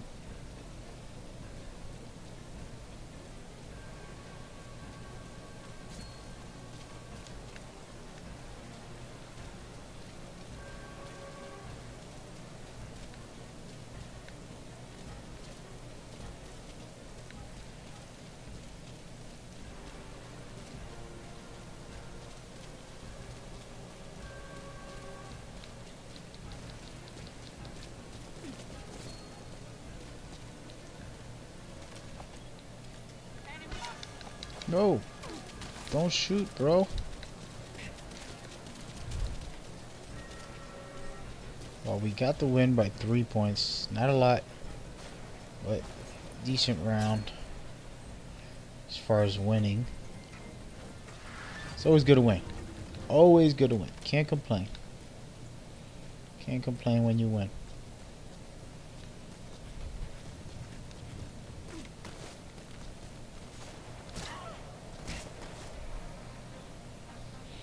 Okay, so here we go.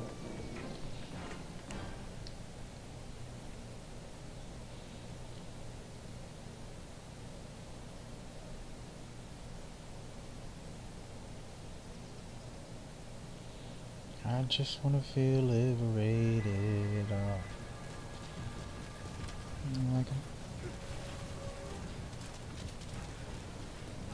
Alright, so I'm gonna head straight towards their spawned. Probably have a nice little battle. Free kill, I'll be honest.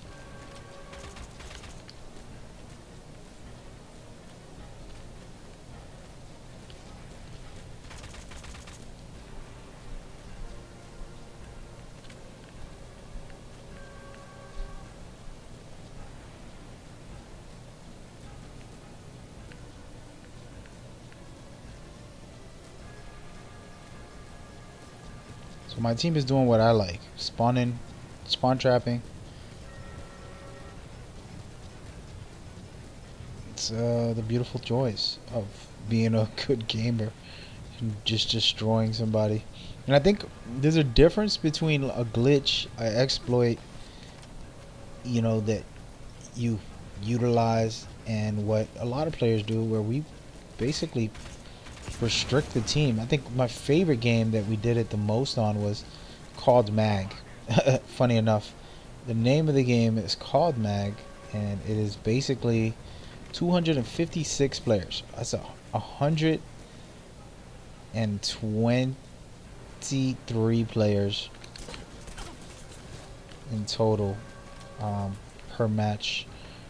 And what we had to do, you had to conquer areas, and it was such a big battle. It was amazing, but a lot of what happened was teams, you know, when they coordinated, they'll push their team back towards where they spawn from once we get a good grip on the area, and then basically it would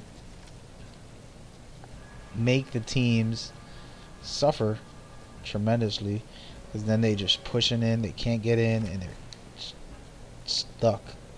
Then teams just get desperate, and you start really rocking them. Another perfect example with this mode called HQ. I'm not going to name the game though. Can't give them no credit because they're too popular. But there's a game. Oh shoot.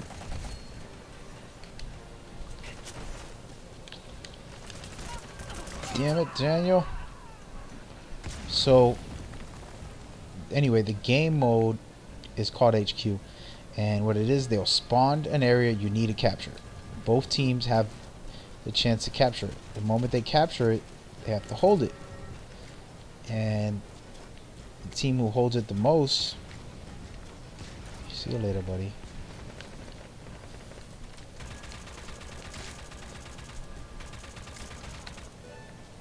The team who holds it the most has to get to, let's say, 300, when it's really not 300. I'm just going to give you an example.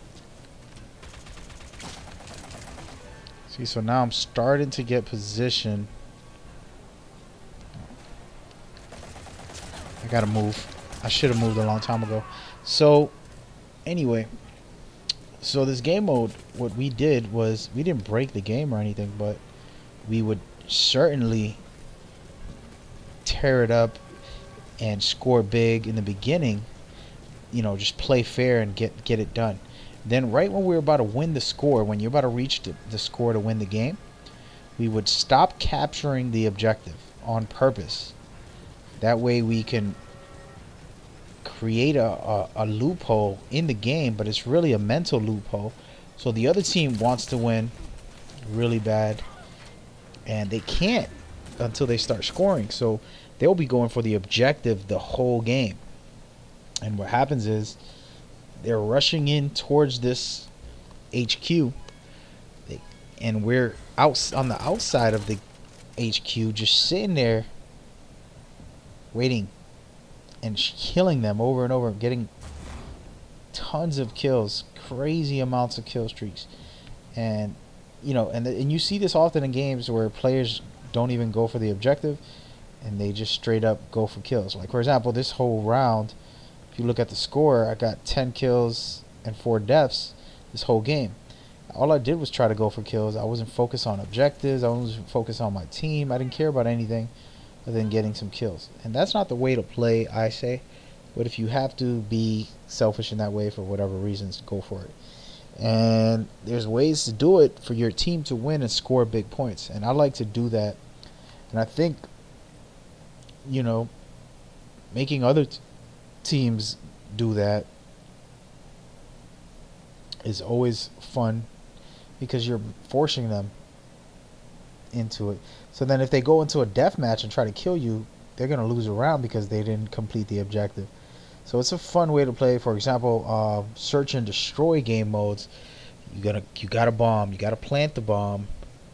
If you don't plant the bomb, you lose. If your whole team dies, you lose. So a lot of players have turned search and destroy into more of the, oh, just kill everybody and we'll win. And it's the safest way to play, without a doubt.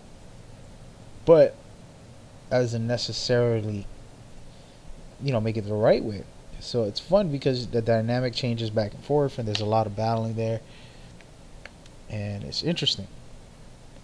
So that's where a lot of games do that. With Metal Gear Online, there's a lot more team-oriented play. For example, this deathmatch, I got a lot of kills that last round. You know, it was a decent number. I got 10 kills, 4 deaths.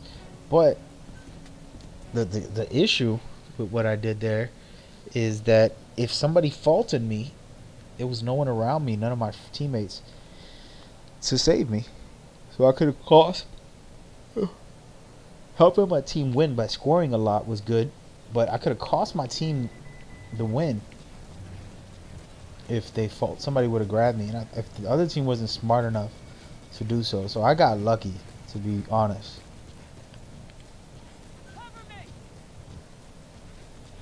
Right now, I'm asking a gentleman to come with me so that we could move in towards the enemy's actual base. Hopefully, nobody's even coming this way. That way we can take it over.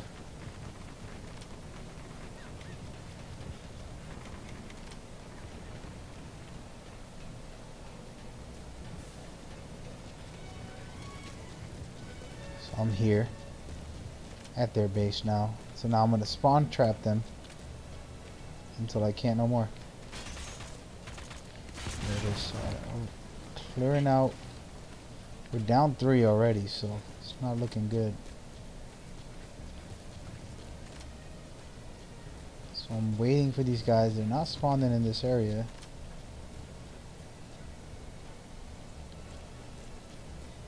Good luck.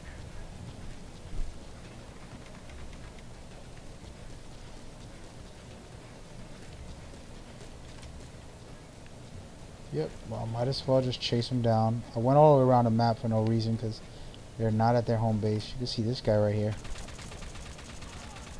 Oh no. Sheesh. I paid for that. And I'm going to spawn up here and hope to take out this D-Walker for my teammates, who's getting chased right now by a D-Walker. Oh, they got it. No, they didn't. Oh.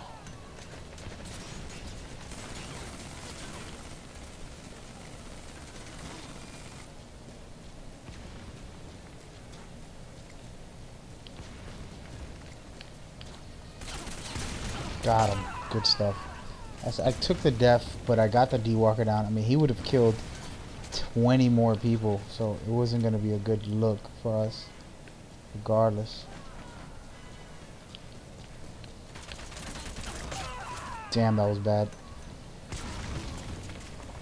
So anyway, right now we're getting spawn trapped, just like I was trying to do to them. They're doing to me. But I don't play that role. Sometimes I'll be patient and go flank the areas so that I won't get spawn trapped the whole game. My teammates, on the other hand, I can't control them.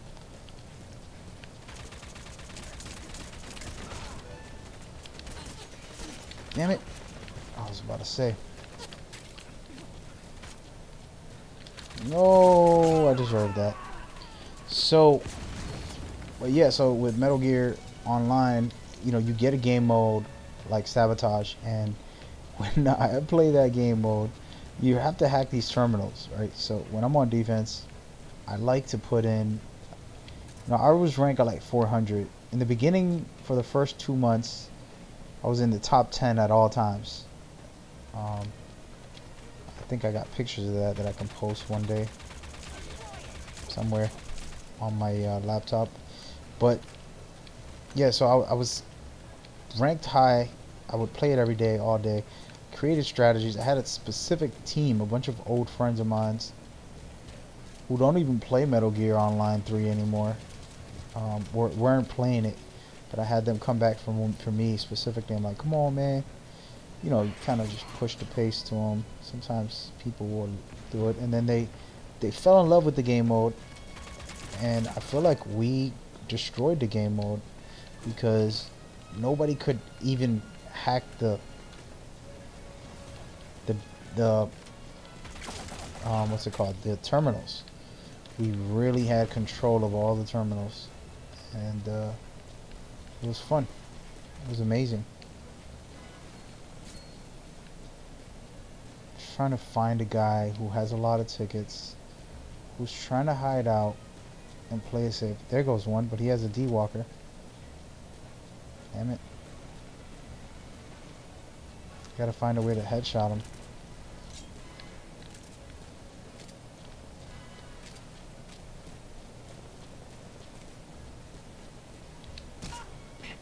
This sniper did a bad idea.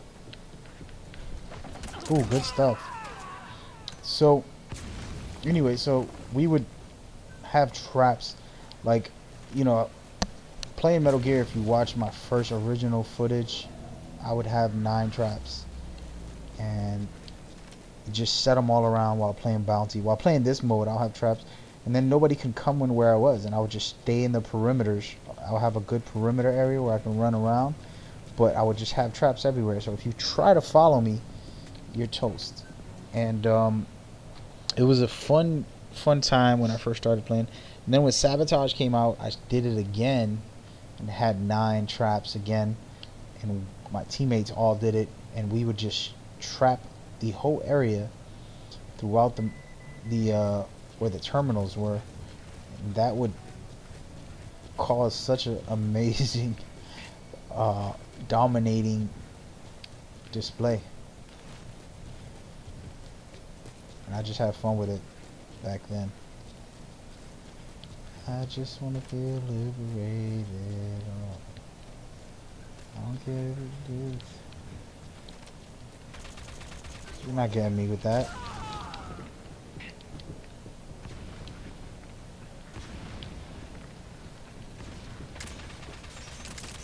Sucker. Ow. That kind of hurt.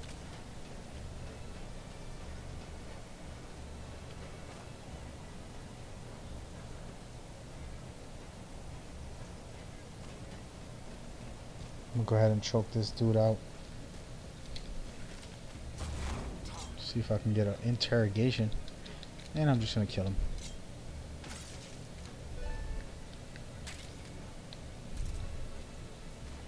When I know where you're at, there's a problem.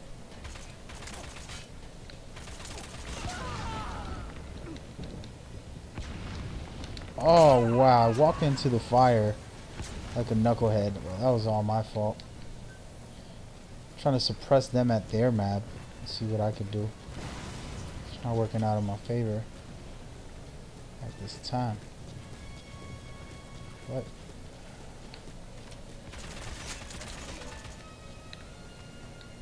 Wait for me to reload. You douche.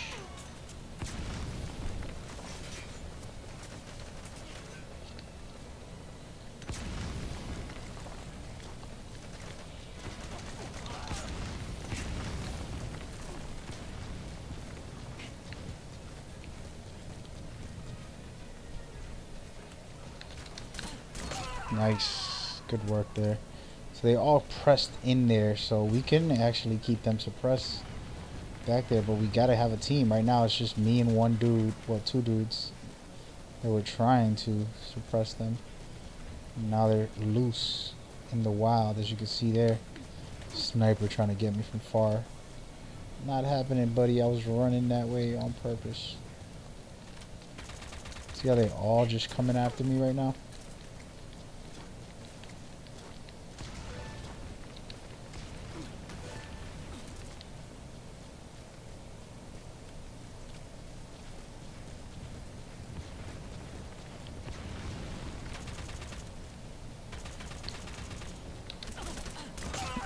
Good stuff there.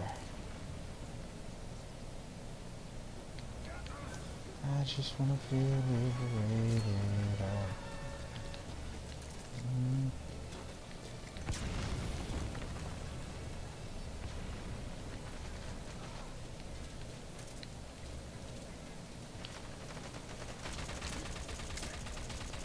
Damn, homie.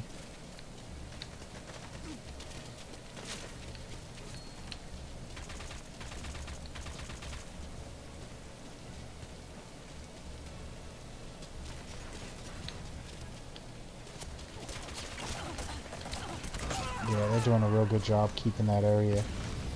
And my team isn't pushing up hard enough. I mean, what the hell's going on with my team?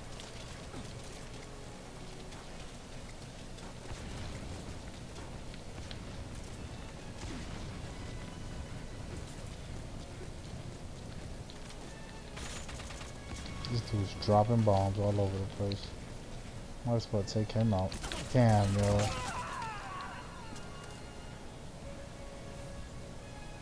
I don't like what's happening.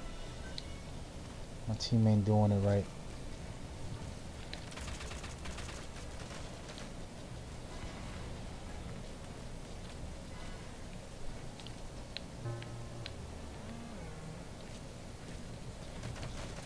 There it is. That's what I want to see.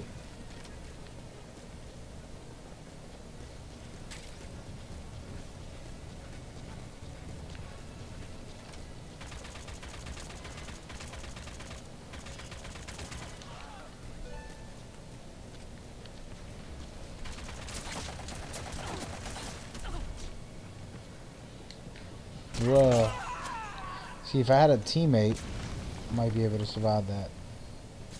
But again, my team is just booty.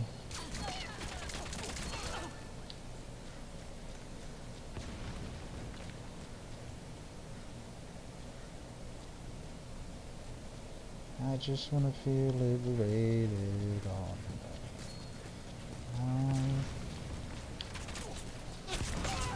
Nice work. Props to this guy. He's using my tactic right now.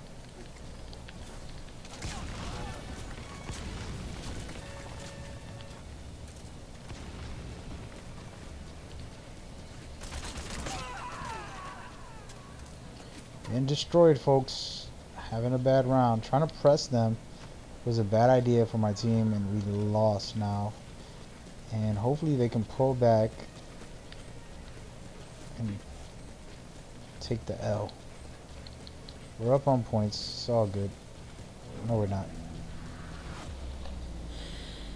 Whew. I didn't do so hot, and we still. Come on, baby. No, I wasn't ready. They should make it so that, like, if you're on the losing team, you still rank up pretty good, given that other guys suck. 17 kills is more my average. You know what I mean? But I'm gonna actually get up out of here and play a different game mode. Sabotage. See if anybody's on there. And I don't even know if I have a loadout for this. I'm gonna play around with one. Let's see. Sabotage.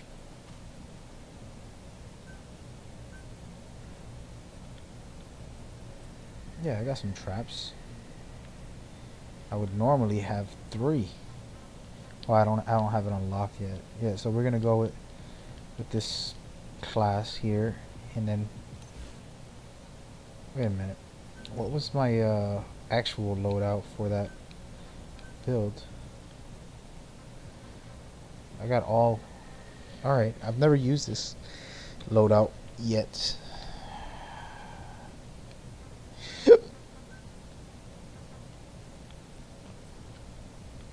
I know it sounds crazy, but actually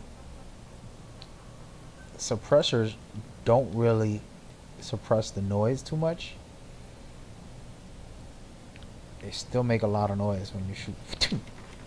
It's like a little bit of a different sound, but it's still the same. That said, they actually don't reduce your damage or your speed. The velocity goes faster, which makes your speed even harder. So the fact that people try to make it like if silent in most video games, a silencer quiets everything. It reduces your damage and your range and your accuracy, when that is the exact opposite of what it does. Yeah. Oh man, this ain't no good.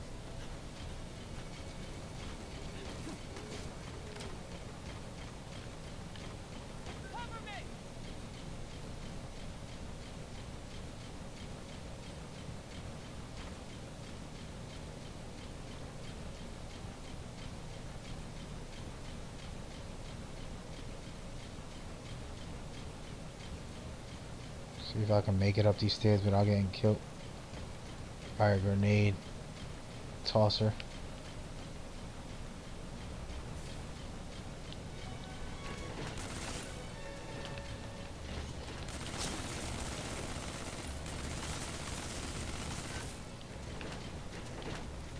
I'm being nice to you, dude, but that's enough.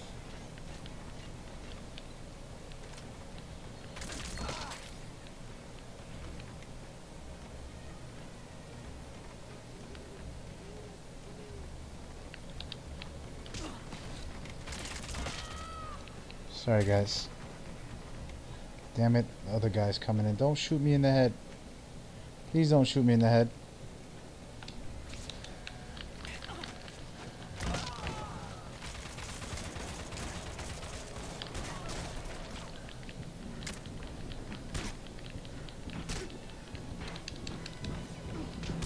He's dead. So now, I rush to the missile. Hopefully, they don't hack the terminal when I do go to the missile. Don't hack the terminal. Wait for me. If I can get it up, I'll be good. That's what she said. That's what she said. Alright, so there it is. Now I gotta go to the AA and shut the AA down.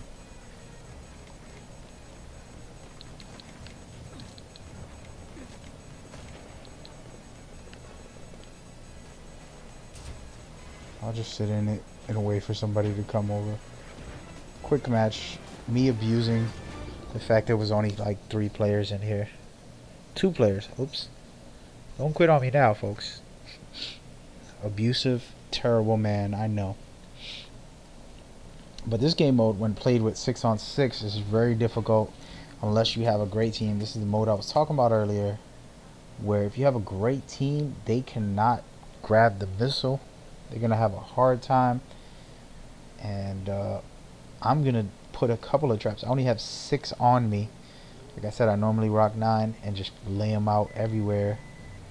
And it's a blast. It's a good, fun way to play. There's a lot more you can do than that.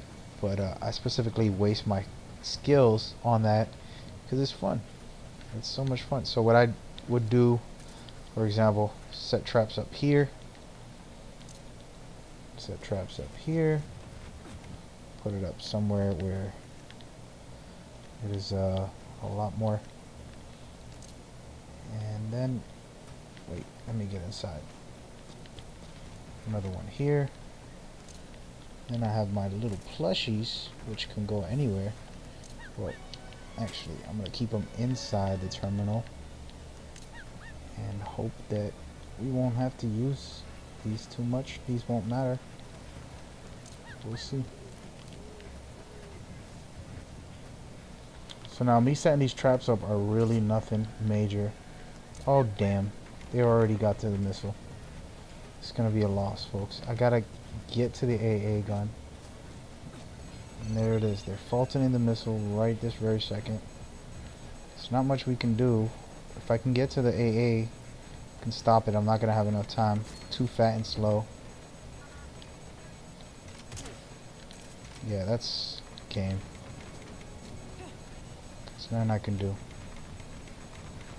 Terrible. I wish I went to the other terminal. I didn't think that they were going to go there. I thought they were going to go where I went. And now the room is getting full, so we're going to have a real match on the next round. So you can see what it's like, what it be like. Alright, turn my mic off for a second. I'll be right back.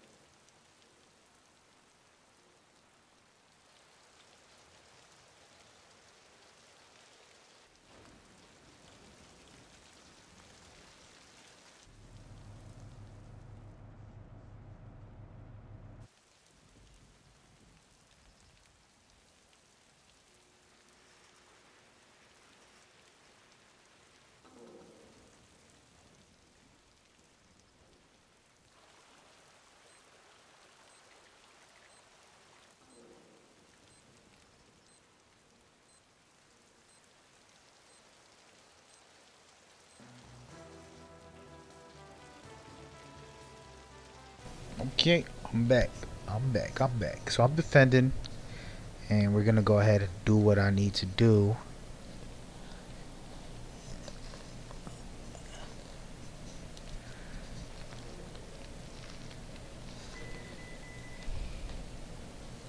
Oh damn, this way. Maybe I'll go this way. Alrighty, so see if I set up some traps, get some people going. Be fun. I'm gonna actually scare them off to start off with the D-Walker. Hopefully my teammates are pushing them back. They don't look like they know what the hell they're doing right now. And they're already in here, dude. The flex.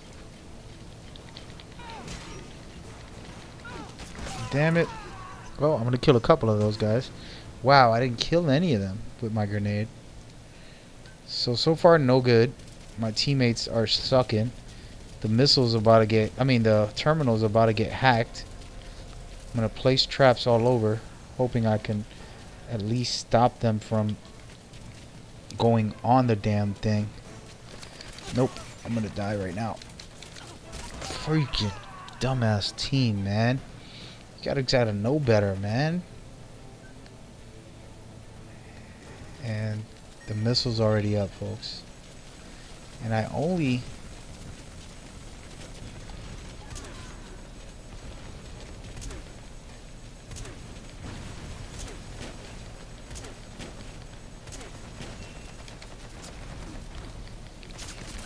I don't got no bullets.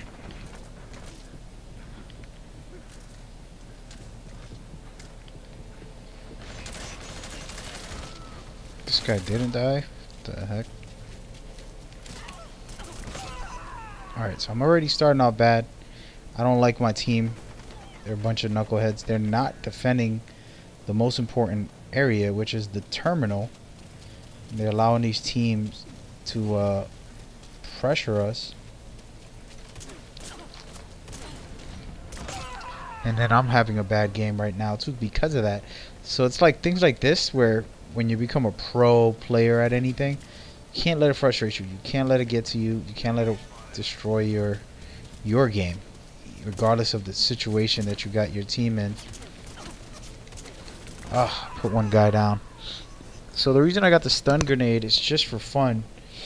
It's not the real a real loadout I built here. But you know, a little fun. A little fun won't hurt.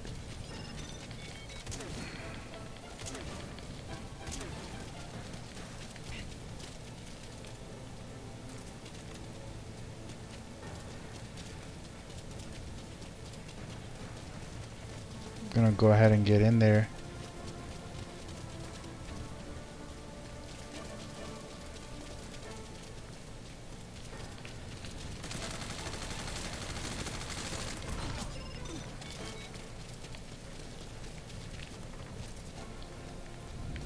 Nobody's gonna be able to get in here.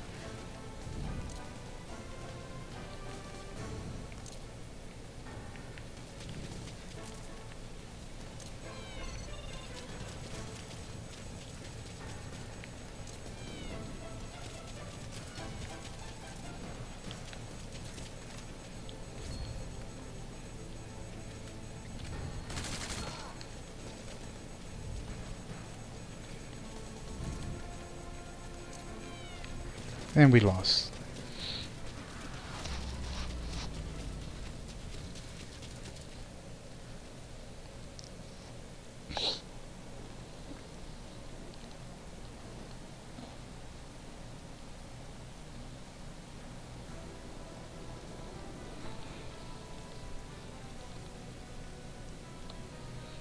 So a lot of people expect things from me that I don't care for. And what I mean by that is I can't live my life off of people's expectations. And I think I want to make a video about this because a lot of kids feel that pressure. And I have 2 kids and I know my son feels that pressure. And I know he wants to do and be what makes me proud and happy. But I don't want him to, you know, do that. And of course you want him to, It's like, oh well, I love music. I hope my son loves music. I hope my daughter loves music. You know, those type of things. Those are the realities.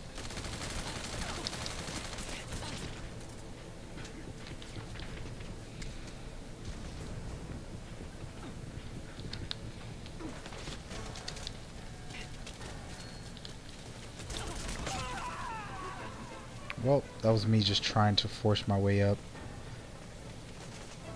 for limited reasons.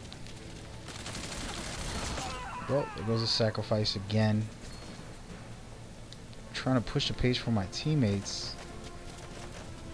I need more support.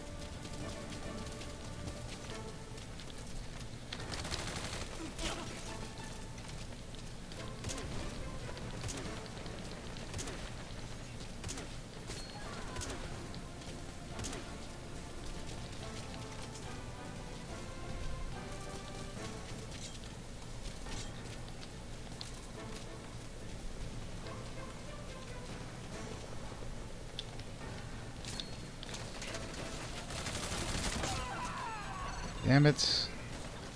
Shouldn't have tried to wake them up. We could have done better. The missile's up, so they're gonna have to focus on the missile. So now there's an issue here that I'm gonna address with this launcher.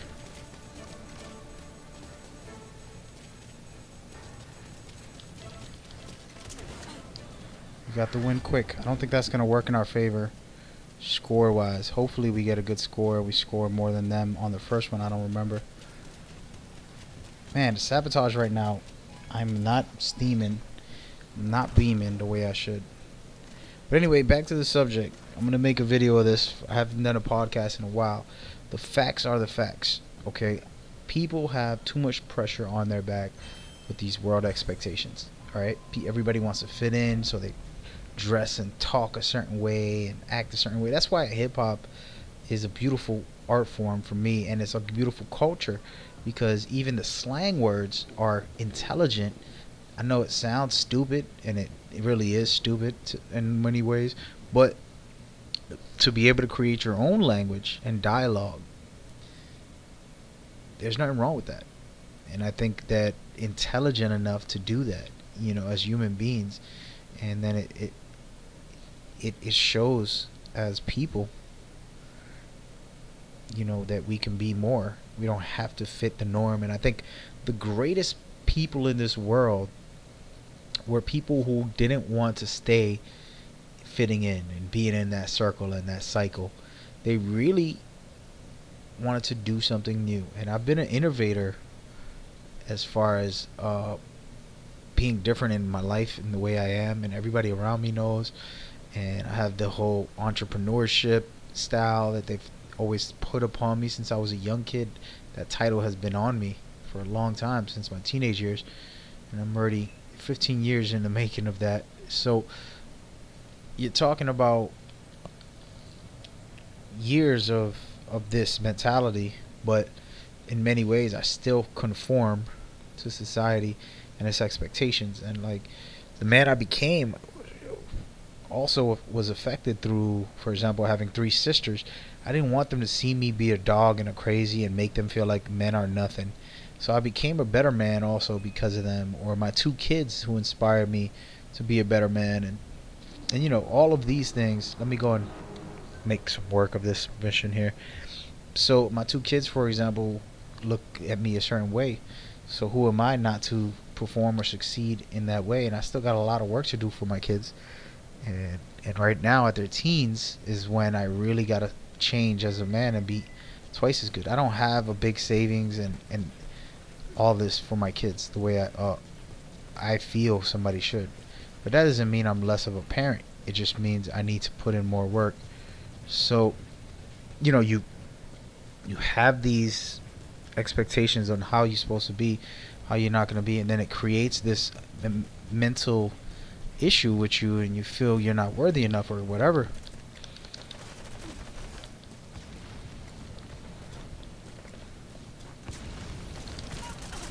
You douche. He got me.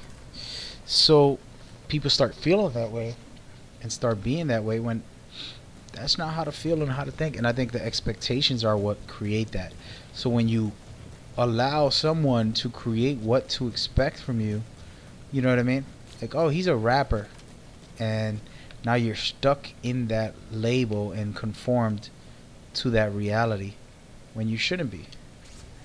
This dude is just sitting there next to the missile like a douche that he is. Come on, man.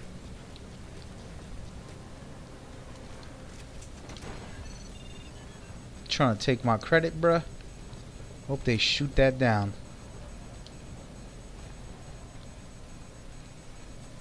Yeah. Looks like it's gone. Not even trying to shoot it. Oh, damn. See you later. Too late. So anyway, that expectation, that conforming with us as people, it happens too often, and it's not a healthy way to be. And then a lot of people feel that pressure. They get depressed, stressed out. They don't feel worthy. You know, you don't feel good enough for who you are and what you do. And it's just not fun. It's not nice. And it's a terrible way for society to be. And we do that with the way we are, with our culture, with our beliefs. And, you know, right now, the expectations of everybody, you know, like, you can't joke about blacks or whites or oranges or greens. There's not a green person in this world, but we say a joke about a green person, and I promise you people will get fired. And oh my God. And now this is where I think, if you're in a position, what position is it that you can be in that will make it okay for you to joke? Oh, only comedians can joke. Real people can't be talking like that. Oh, I forgot I had this stupid launcher. So real people can't be talking like that, right? That's the premise. Only comedians can joke and say things in that manner.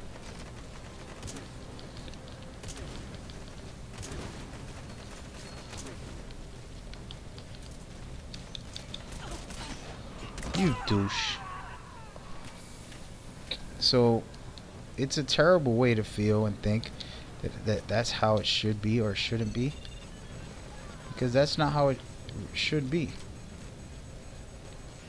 Follow me? Is this not working?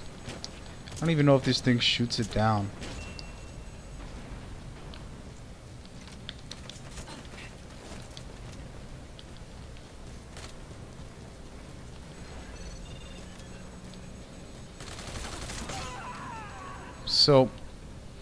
So you know, so then yes, of course, right now it's a sensitive time. There's so many things going on. But when hasn't it been a sensitive time? When has it been okay? You know, when has it all been right? It hasn't. So I think there's a level of understanding and true deeper growth within that.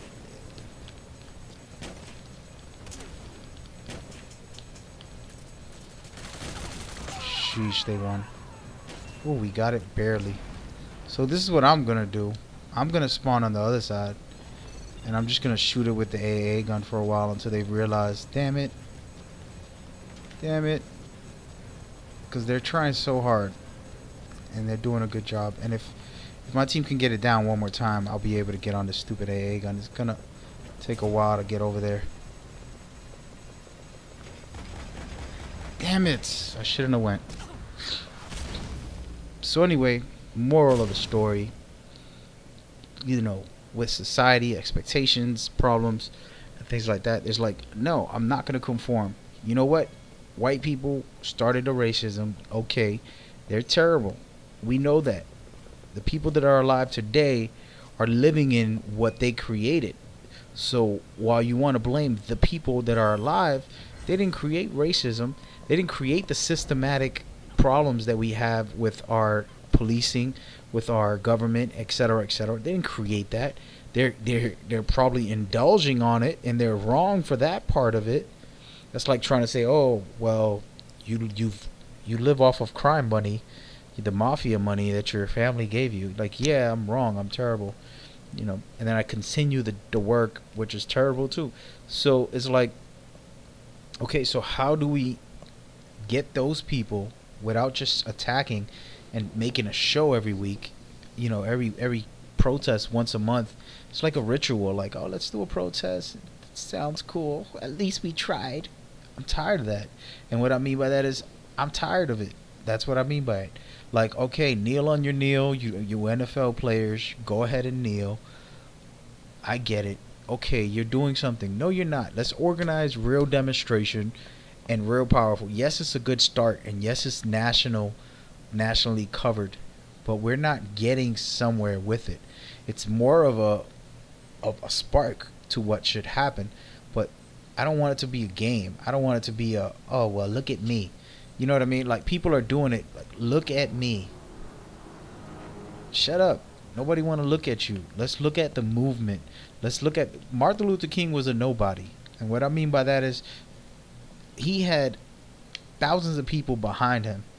He was just one who can speak well, who was well educated. Actually, a lot of people don't know that. He was an extremely educated man. He wasn't just some guy who came up trying to start a protest and make a show. Alright, these guys were organized, well educated, well financially supported, and they made movements. Alright? And these NFL players, my problem is, you got millions of dollars. I don't give a damn about the damn field. I don't give a damn about no kneeling for 2 minutes of your life. Let's get a real protest going. Let's get some real movements happening. You got the money for it. Let's go. Stop wasting time, man. And that's where, you know, and it's not me speaking against any of their protests. I'm with it. I want real protests, though. It's like, at the moment, it's just a joke. It's just a news feed type of process, and it's a terrible example, a habit. It's just a routine now. It's like, oh well, this week's am I gonna get headshotted again? Yes, I am. You kidding me? It's like you never learn right there. This is exactly perfect example of what I mean by the protest. I mean, there was a bunch of protests a month ago, and then 2 months ago, and then 3 months ago, and then 5 months ago. Every month there's a new protest. It's like, no, man, we gotta have some movements from now on. Got him. He should die. Yes. Alright, so I took out one of the jerks. I didn't get to Fulton to...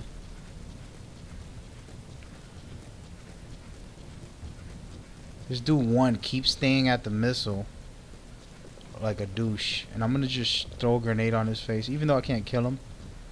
Like, he's not even trying to help. He's just there to get the missile. I'm gonna hit him with a grenade because he's a douche. Sucker. That's why you're not gonna get it this time.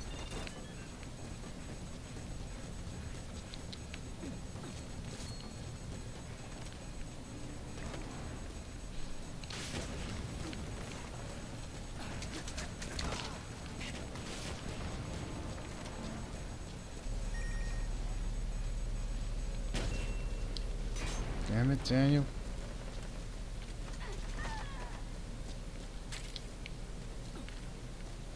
So anyway, so that protesting has to be real, man. Like, I don't want to show. I don't want to be on national television if we're not going to really do something. If we're not going to make it happen.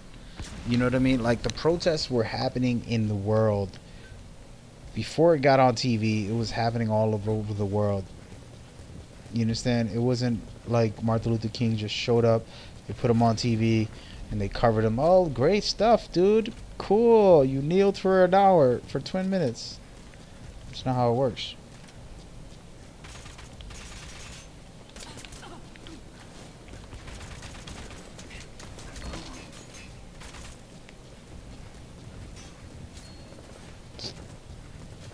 Whoa. This dude on a nice little rampage there. Up top, killing me.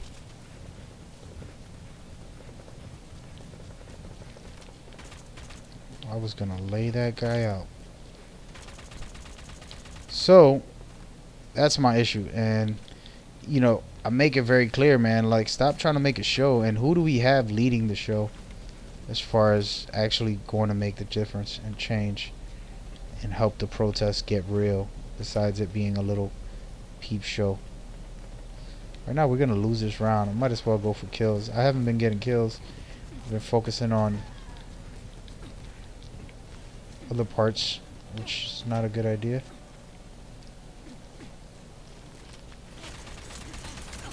Man. So anyway, so that's where my problem is, and this is where society goes. And then what do you expect, right? What do you expect from I expect everybody to kneel. Then the other people don't want you to kneel, and it's like, alright, so don't talk, don't breathe. You know, you can't do nothing, you can't say nothing, because you're wrong. So it's a lot of problems in society. One of the biggest is the expectations of things, and then creating these imagination. I was about to say, I had a bad round. I gotta focus on actually getting the job done. So anyway, so my concept, and the reason I'm bringing this up with the protests, is because you expect true change, but you don't do nothing for that. And then it's the opposite for the modern day folks. You know, if you're in a certain culture, in the upper class, middle class, lower class, the fact that we have those labels are terrible. I see poor people that have bigger hearts and are better people than any rich person, you know, than a lot of rich people. And that's not to say rich people are terrible. There's a lot of great rich people. So I think, you know, the narrative towards that is all messed up, and it needs to change. And that's the truth. And it's that perception that hurts us as a people. Oh, wait a minute. I'm gonna go ahead and grab this. Put this right here. And I think they're in my damn... These douches.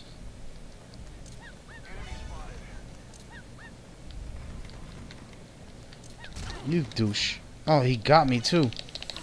I'm gonna wake up before him. No, I'm not. Damn it. Come on, come on, wake up, wake up, wake up, wake up. He's coming. He's coming. And he got me. Shoot. I placed all those traps. I was really gonna defend that area. And now I'm screwed. But I'm really good in this map. I'm like the greatest in this map, I would say. I'm gonna let him hack that terminal. When he hacks it, his teammate's gonna throw up the Fulton on the missile, and I'm gonna be over here shooting it down. See? So, by the time his friend goes to throw it up again, hopefully I can get to it. This time I'm gonna... Damn it, I don't have a... My teammates need to do a better job shooting it down.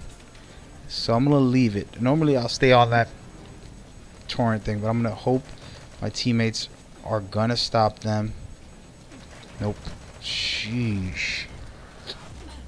So anyway, I'm going hardcore with this cop set and with this topic. There's too much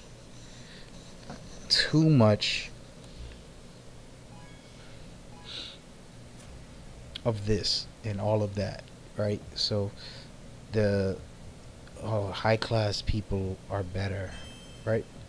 Mentality, expectations, and the way they want to live. And then there's all these lower class people, and then there's the reality to them where they're going through things and you don't have the same opportunities. There was a beautiful video. I actually cried like a baby when I watched it. It was a video about a race, and like everybody's gonna race for $100, and then the guy giving it $100 said, all right, so if you're gonna take 2 steps forward, if everything I say, if I say something and it applies to you, you take 2 steps forward. If it doesn't apply to you, you stay where you're at. So then he started naming off things, simple things. If you're married, your mother and father are still married. If you got access to a private school, and then, you know, all of these really cool things that are for privileged people who have a lot of privileges that some people don't. So then, before the race even started, these people had a big head start. Then he explains that there's a lot of people who don't have what you have, and they're gonna have to go through this game of life, this race of life, trying to fight just to get somewhere, and they might not win the race. That's why you got to be grateful for what you do have. And he broke it down in such a great way, and I'm not doing a good job explaining it because I'm doing a summary here, but the point was, it was a beautiful piece trying to explain how just because you're not born with these privileges doesn't make it that you can't do your thing and you can't win a race, or you can't try and be grateful for what you do have. So in many regards, you know, with life and expectations and the way things roll, wow, I just keep getting this map. And the way things roll in society, it's a very difficult task to, even for anyone who is aware, supposedly conscious of who they are and what they do or whatever. It is difficult. Oh, that's how you feel, bro. Where was he? He's dead. Sorry, buddy. And I'm gonna get there before you. So difficult has to stay aware of all of it. You know, you take things for granted. Your electricity every day in your house, your running water, your ability to stop at a store and grab something to eat. Oh no. We're just killing each other here. Death before dishonor, my man.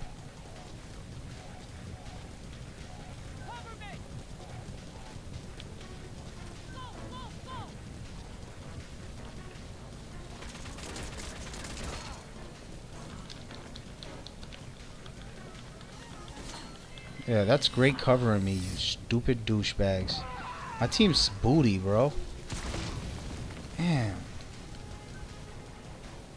So anyway, so you got a lot of the simple things in life that we take for granted every single day, and we won't even know. Oh, I'm grateful, I'm grateful. And how grateful are we? 3 dead for 1, I'll take it. 2 dead for 1. So we won't know how grateful we are. You know, we tend to not really think about it, not realize it.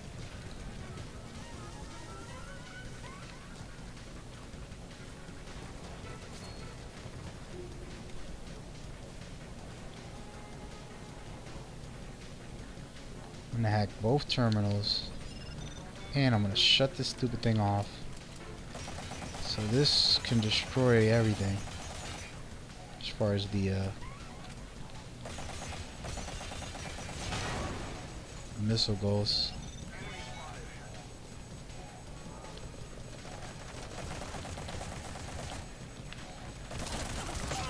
Damn it, Daniel.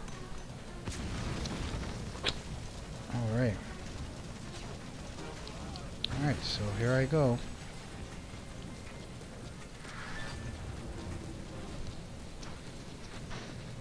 So anyway, it takes a lot of awareness and a lot of consciousness, and a lot of people don't have it and don't want consciousness. You'd rather be drunk. Let's be real.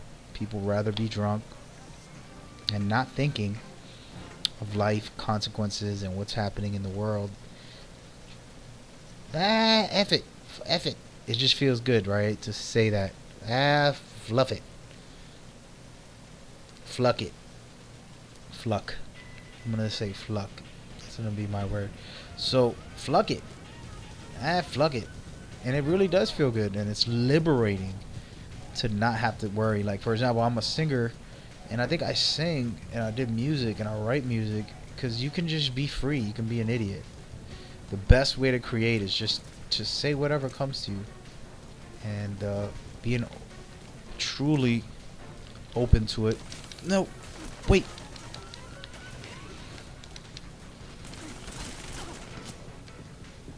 This dude is chasing me with a D-Walker. He seriously is. Oh man. I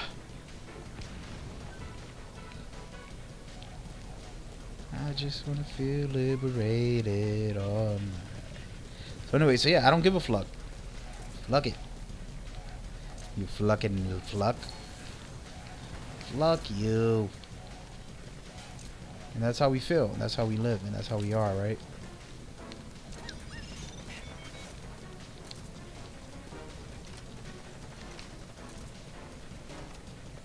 See if my traps can do some justice.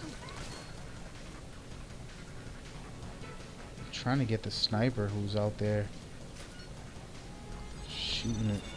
Where is he? There he is. Hey, buddy. I'm right here. See if my team can do something with this.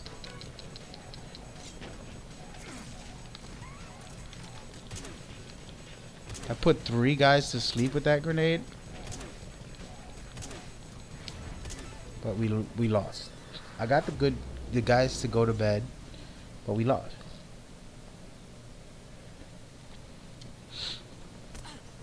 So anyway, the moral and the concept of it all is understanding and being more aware. So fluck it. Anyway, like I was saying, so I do music. I do a lot of things to liberate myself. When I play a video game, I get lost in it. I'm not sitting with the pressures of bills, life, family, kids, sisters, this, that. All that pressure, just, it's heavy. So you play a game to relieve that. Some people just play just to play, entertainment, silliness, and that's cool, and I do that too. But it's also a part of every human has to evolve with entertainment. And this is a part of it. Gaming. Entertainment. So anyway, I got an itch. What's going on right now? My nose is itchy. But yeah, so we dive deeper into the psychological aspects. So fluck it. I don't want to think. I don't want to deal with pressure. I just want to get lost in the world and my life. Right? Some people can't deal with the real life, so they end up on drugs and they end up doing this and that.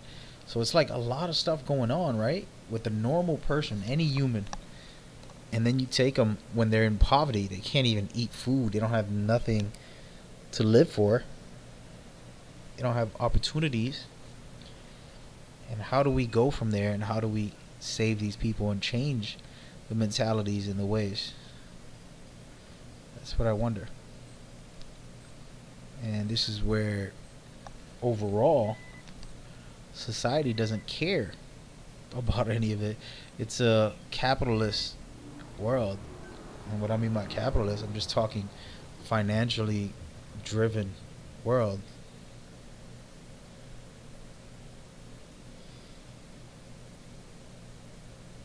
You know?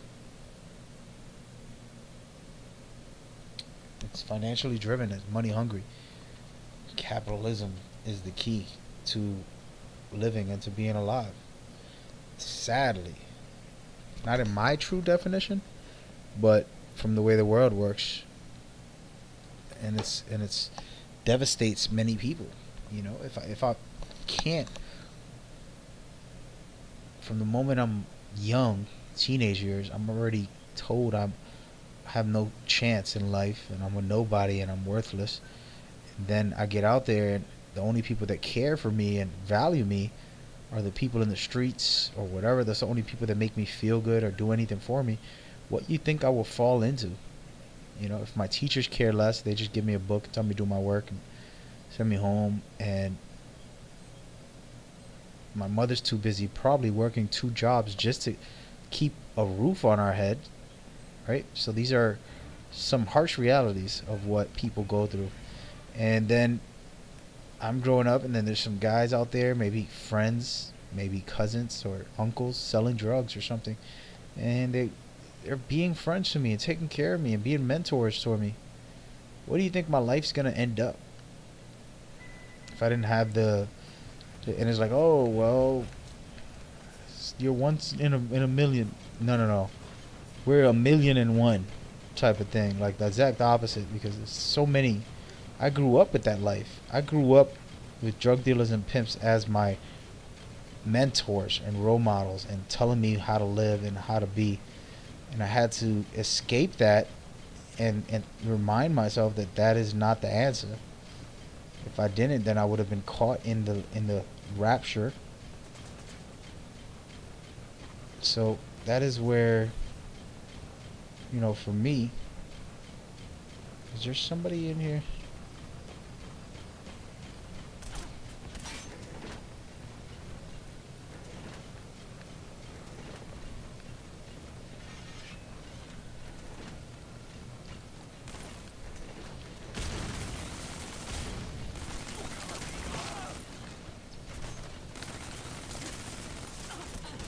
I can't get out. This guy. He's dead. Go for the missile. We got it up. So, I grew up with those people as my so-called mentors. I didn't know better. I'm just a young kid. I didn't choose that life. Oh, well, see, that's what happens. It's because you black. I'm not black. I'm Puerto Rican. I was born in New York City in America. My parents are American. Everybody basically in my heritage grew up in New York. We're all New Yorkers. It's the capital of basically of the whole United States. If you would really want to put it there, is New York. It's the best representation of America with the most diverse people there and all this nonsense. But the point is, I grew up with those people, and I didn't know better. I didn't choose that.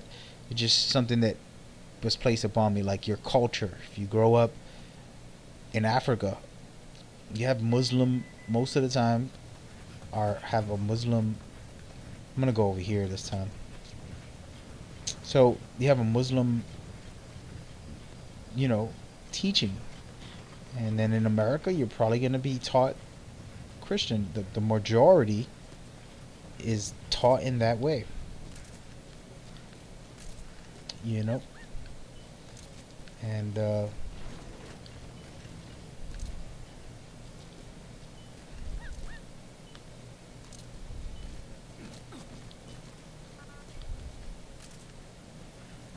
And the facts are that it sucks, but that's the reality. I'm gonna put these everywhere here. I'm actually gonna just post up. I'm not even gonna fight these guys. This dude should not be on the AA gun. Why would he be on that thing? The last thing you want to do is give them a chance to destroy your AA gun. And that's the first thing that he does. That's how you know these guys are rookies. I just want to feel liberated.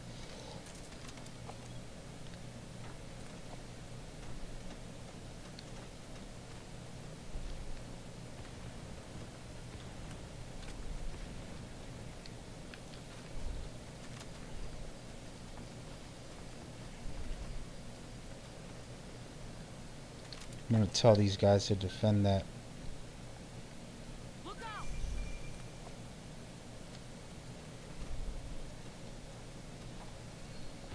So anyway, the moral with what I'm trying to talk about right now is these are things that are placed upon you, and then you got the society things where, oh, the facts, these are facts, and they are facts. Oh, the most crime we got documented is always in the poverty, in the bad neighborhoods. It's always that blah blah blah blah blah, and this is a fact. This is an opinion. This is a reality, guys. And the sad part is, a part of that is, you gotta understand, right? The ghetto people who are so broke that they're robbing and selling drugs, they don't have enough money for guns. There has to be a big head honcho with a rich millionaire type guy who comes in the hood with all these guns to give to the poor people. Okay, so while you sit here and try to feed me that the hood, oh, where did they get those guns? I know they didn't make them themselves. They don't have enough money for that type of life. You know, so that mentality is just dead wrong in itself. What the hell? This dude with his stupid mortars. So the mentality of it is just dead wrong in every regard. So this is where, you know, what's the truth? Where's it? Who has the answers? It's like these guys don't get their own guns, man. They don't even get those drugs, you know. Oh, well, there's a kingpin that always does it. No, man.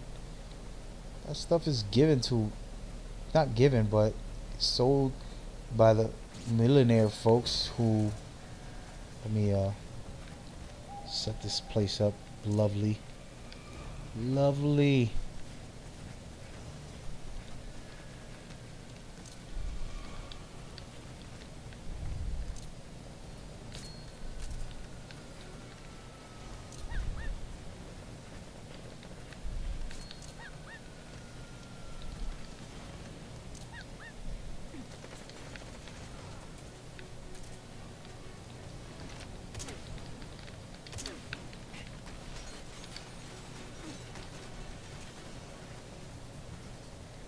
I'm gonna let them come up in here.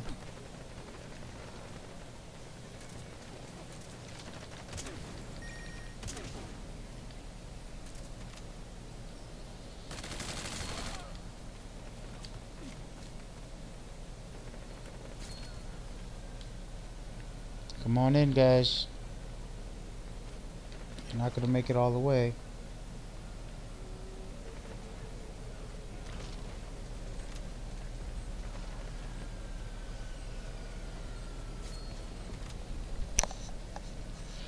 So yeah, so you have that, and then you have the, you know, the factors. For example, like Obama becomes president. He's from Chicago. All of a sudden, Chicago's death rate goes up, and I don't consider that a coincidence. It's like, okay, we don't want this Negro. We're tired of him being in here. He's too good of a person. We don't got no dirt on him. We don't got nothing. Let's sell these guys guns for cheap. Let's get Chicago extra guns. It's not like Chicago was good anyways. Shad was bad, without a doubt. Nobody's defending them. But these, how they get all them guns all of a sudden? You know? It wasn't like they didn't have, like they had those guns the whole time. Because you give guns to desperate people, desperate things will happen. So, you know, all of a sudden they get all these guns. How they get them? And it's not about that one situation. I'm just isolating it. But how they get all these guns? How these broke ass people get all? I was 12 years old when I got my first illegal gun as a kid. They gave it to me as a present here. So you're not talking about like organized crime. Just like here, we get them all the time. It's nothing. And I'm not going to talk about gun control, but the point is basic. We got a lot of issues like that that need to be addressed. Instead of people facing the facts, we can't talk about it because it's too sensitive. You're being racist, you're being disrespectful, you're being... No, I'm not attacking white people. I'm not defending black people. Black people have been just as racist with white people lately. Now, in the history... white people are created racism basically, and it just goes down the line that, you know, slavery, and then modern day slavery, and the issues and the oppression and all that. We get all that, but it's a two-way street here, and everybody got to own up their problems and then just come together to make things right. And I think that's where we're facing the very devastating mentality. I don't like this loadout I got, by the way. It's very whack. But I'm gonna be alright. I'm gonna put these guys to bed again.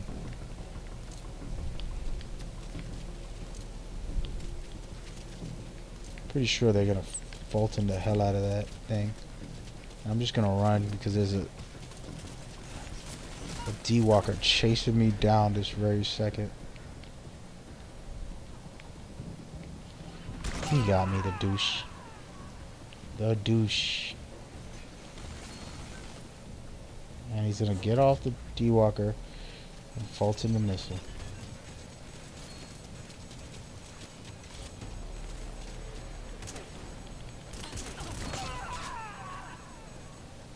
Well, there that goes, folks. And we're probably gonna lose. My team is not doing a good job right now. Sheesh. Anyway, I'm getting to some seriously hardcore topics that is so hard to talk about and address. You know, you sit here with facing the music. Both sides got things they need to work on. And if you don't accept that, we ain't gonna get nowhere. And then there's also like, how do we rechange this? How do we fix this? Okay, what do you need, black folks, to calm you down and stop you from all the nonsense? We're never gonna stop racist people from being racist. That's an individual problem. What can we do to the oppression? What can we do for that? Let's talk about that. What can we do for oppression? What can we do to make you say we're sorry? We work on that, then we'll deal with the racisms individually. Whoever's a racist, you're just dealing with individuals. That's sickness. It's a mental illness.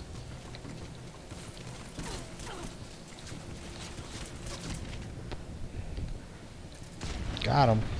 Sheesh.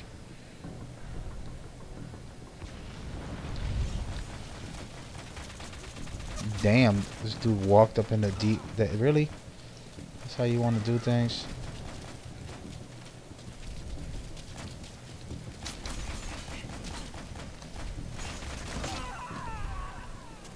Finally, we killed him. So, you know, what I'm trying to talk about is the real issues. Like, you can't solve racism. There's no answer. People are mentally disturbed people. That's it. There's no workaround trying to stop somebody from being mentally disturbed. You know, they don't have their mind right, and that's an illness that they need therapy. They need a lot of love in their life. That's basically it. Sorry, you're never gonna solve it. Oh, we're gonna stop racism no matter what protest you do. Martin Luther King died. They did the greatest protest in the history there with Martin Luther King, and that didn't change much. You know, oh, you got a paper saying that, you know, the Civil Rights Act, now everything's okay. No, it's not. Get the hell out of here. So the fact is, how do we just do the right things, systematically change our culture right now and our society issues? So an example, in the 70s, after Martin Luther King and everything, they started seeing how black folks started being very successful. Black folks started doing great things in the world. How's that? Well, I'll tell you. Schools actually had vocational programs, meaning if you went to high school, you would learn about whether it's like plumbing, or you're learning about automobiles. Females will learn about cosmetology. You know, all of these things are things that were in the high schools before the 1970s. And then the 1970s came and everything changed, right? They shut down those programs. Then another issue was the factories. The factories had actual union rights. So a lot of people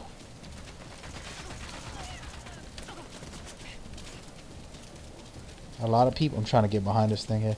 A lot of people, a lot of colored folks, I mean, were really well financially. They were doing great as people. So it was an amazing time, but they had to shut that down systematically to help control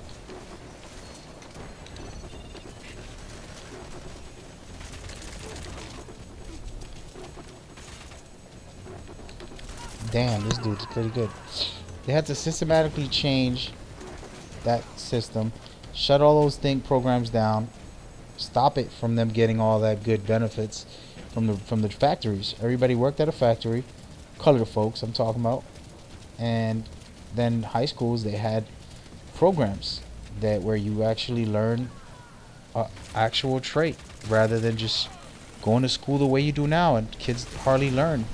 A lot of public schools don't have programs, they don't have systems where you can actually pick up and do something more. And we just lost. There's that. And that was my fault. I should have done better since I'm talking. So this is an educational thing for the few people that's here. There's probably like 50 people watching this right now. Whether it's I have a lot of outlets that I stream on, so all the people watching right now, listen, I'm talking facts, alright? Look it up. Before the 70s, factories had union. What union is basically you get all the benefits, healthcare, this and that. Good money. You get paid good money for that. Then the high schools all had these programs. And now most high schools don't have it because they don't want you to be successful, educated, and well put together. You know? They don't. It's a lot more beneficial because guess what? We need you to work at McDonald's. We need you to clean toilets for a living. We need you to do that. And we can't have you overthrow us as a society. So the 1% stays at their level. And these aren't like conspiracy theories. These are facts. Everything else might be a conspiracy theory opinion as far as what I want to say. But that's facts. And then, you know, you take that reality and it's like, all right, what can we do? Forget about racism. You know, and oh, how could you forget about it? Oh, you don't care about black. Shut up. All right. I'm Puerto Rican. I'm colored as well. So, you know, my daughter is half black. I'm Puerto Rican. She's half black. So, don't come at me with that story. But the facts are, racism has not gonna stop. I don't care what type of bull crap you want to pull. What we need to work on is the system. Changing the system. The system is broken. Policing, for example, they focus solely on the lower level urban areas. And guess what? That's cool. You're going to find a crackhead over there, you know, a drug dealer selling nicks and dimes, and you're going to get a good quota. Oh, we caught 50 criminals. Well, who? Oh, some guy arguing with his brother. They got in a fist fight. We arrested him. Some other crackhead trying to look for crack. Some prostitute. And we grabbed a guy selling nickels and dimes. So, oh, you're proud of yourself. Congratulations. Well, guess what? Who's the guy that sold the guns and that sold the big amounts of drugs, created the drugs? Get those guys. Let's focus on them. So now it's like, you know, let's get it going. And there's a lot of crazy things. Like, you look at the serious crimes aren't done by those in the lower levels of the world. The big crimes are done with people with big money, with big possibilities, you know. And that's where I personally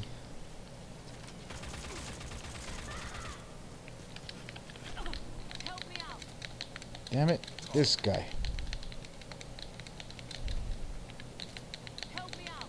Damn, he choked me out, and this is crazy.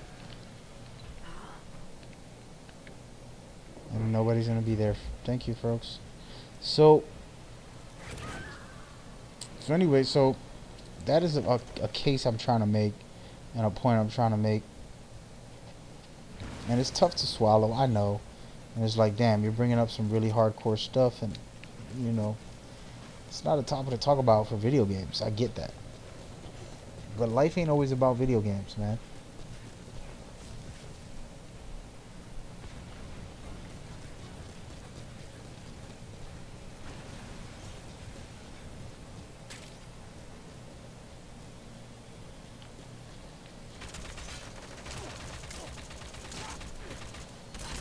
I can't believe I just got killed by this guy.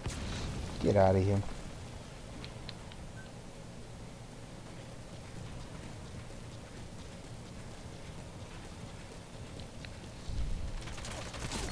No way, dude. What the hell? I'm going with somebody else. Let's do Pablo. Hopefully he can help out.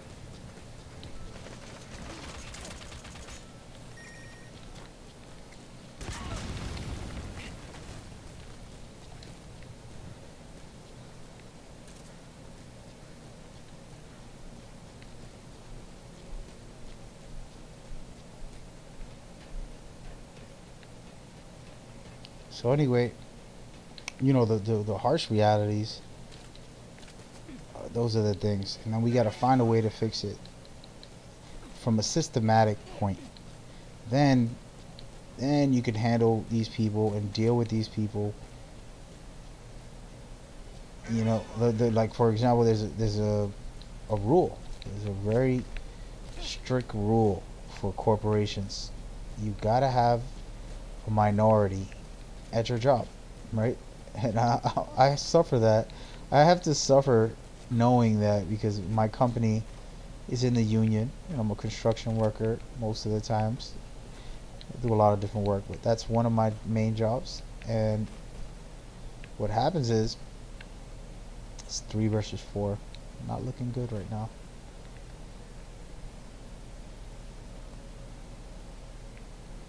So what happens is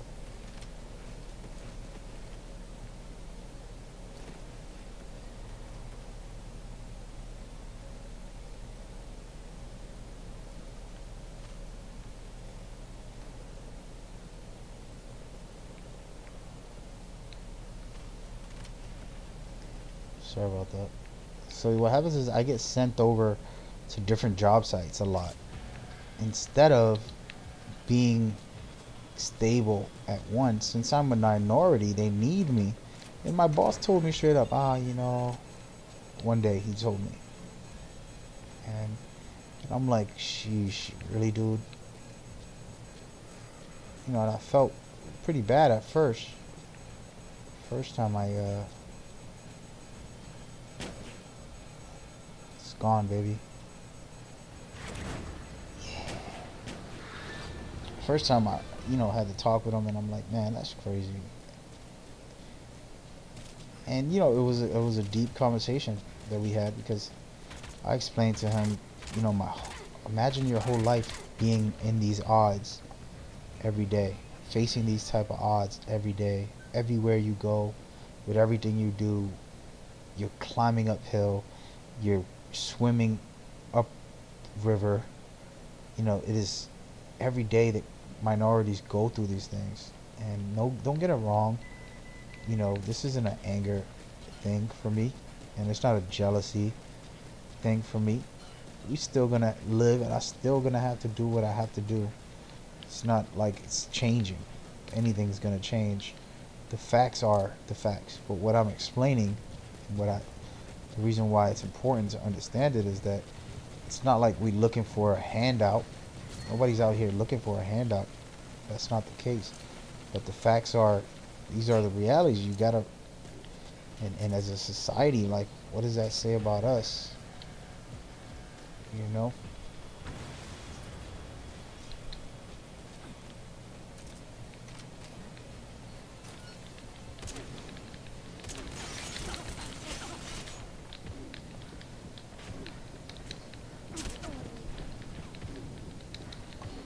Damn it. Man, my sleeping mind didn't work. I was trying to kill these dudes. I guess I'm gonna get on this damn missile for a little while. And, shoot it down. I don't think there's anybody smart enough to be over here. I would have been over here if I was on the other team. 2 seconds. Shoot it down. It's gonna go back up soon. I'm gonna get off this thing.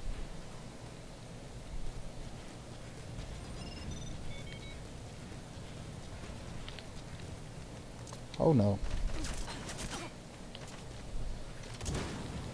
Put myself to bed right now. So yeah, so you're looking at, you know, a harsh reality of a conversation with my own boss who, you know, and you can see it in his eyes that he just felt like hell, you know, after the conversation, because I had to be honest with him and I had to try to show him that sitting here using a stupid grenade launcher. I don't know why people use it so much. I hate that thing. Sometimes I put on things I don't use often to try and be different, variety, gameplay wise, but I don't like it. I feel like it's a rookie device. And they're gonna throw it back up and then come running out towards me. I'm gonna shoot it and get the hell off before they come over. They'll be here by the time it goes down. That's the problem. See? He's right there. Douchebag.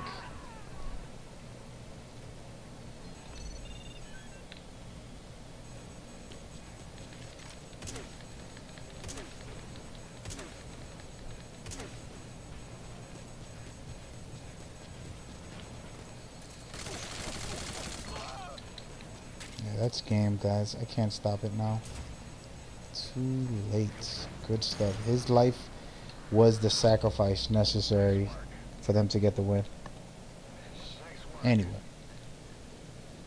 So yeah, imagine talking to your boss, talking about that oppression and pressures of life that people feel every day, that people don't even comprehend. You know what I mean? Like, I'm so optimistic lately, and I've been this way for a while because of the struggles I've seen.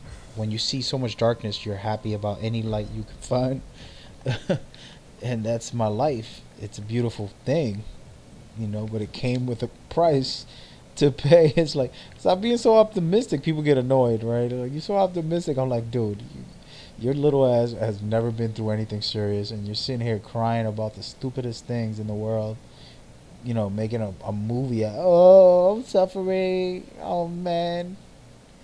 You know, I wanted the Lexus, but I had to buy... I mean, I wanted the Beamer, but I had to buy the Lexus instead. It's like rich people problems. Come on, man. So, that's where the difference is with me is like, okay, my optimistic nature comes from being in the darkest of places often, too much, and getting to the point where it makes you appreciate all the glory in the world. Even the struggle looks beautiful to me now. Like, at the place I'm at in my life, it's like, wow, like, you know, the struggle here, when I get through it, you know, it's going to be a beautiful time, celebrate, and be stronger as a man. That's how I look at it now. But of course, when you're barely go through anything, you're traumatized. Oh, I can't believe I'm going through this. Not me. Why me? And the world's ending every time. So yeah, I get that, and I feel sympathy for those people who haven't been through it. But when you have, it's a different ball game, man. Don't judge me. You feel me? So it's funny because in the internet world, these guys really don't perceive that part of me. And there's people watching right now, I'm sure, that feel that way towards me when they know all my history and find out the truth about what I've been through and what I am and where I've been. Then they'll be like, damn, you know what, this guy's amazing. You feel me? And in a way, that's kind of like terrible to be like talking about myself and, oh, you're not humble at all. I'm not sometimes, but I don't want to be. And I don't want to be stuck in your standard of how to be because I'm too appreciative about who I am. And more of you people should be that way. And you guys should embrace who you are, what you've been through, good or bad. I'm not rich. I'm not famous. I'm a good example of just a standard person who thinks highly of themselves and appreciates who they are, regardless of what the world wants to say. Oh, well, you don't got 2 million, 5 million viewers. You only get a couple thousand views.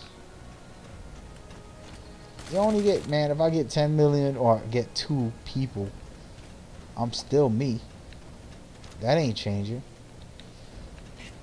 And that's where the mentality of it, and even young folks like my son, he's 13, I try to feed him the knowledge of respecting and enjoying who you are, not feeling a need to fall in those pressures of life and society and people.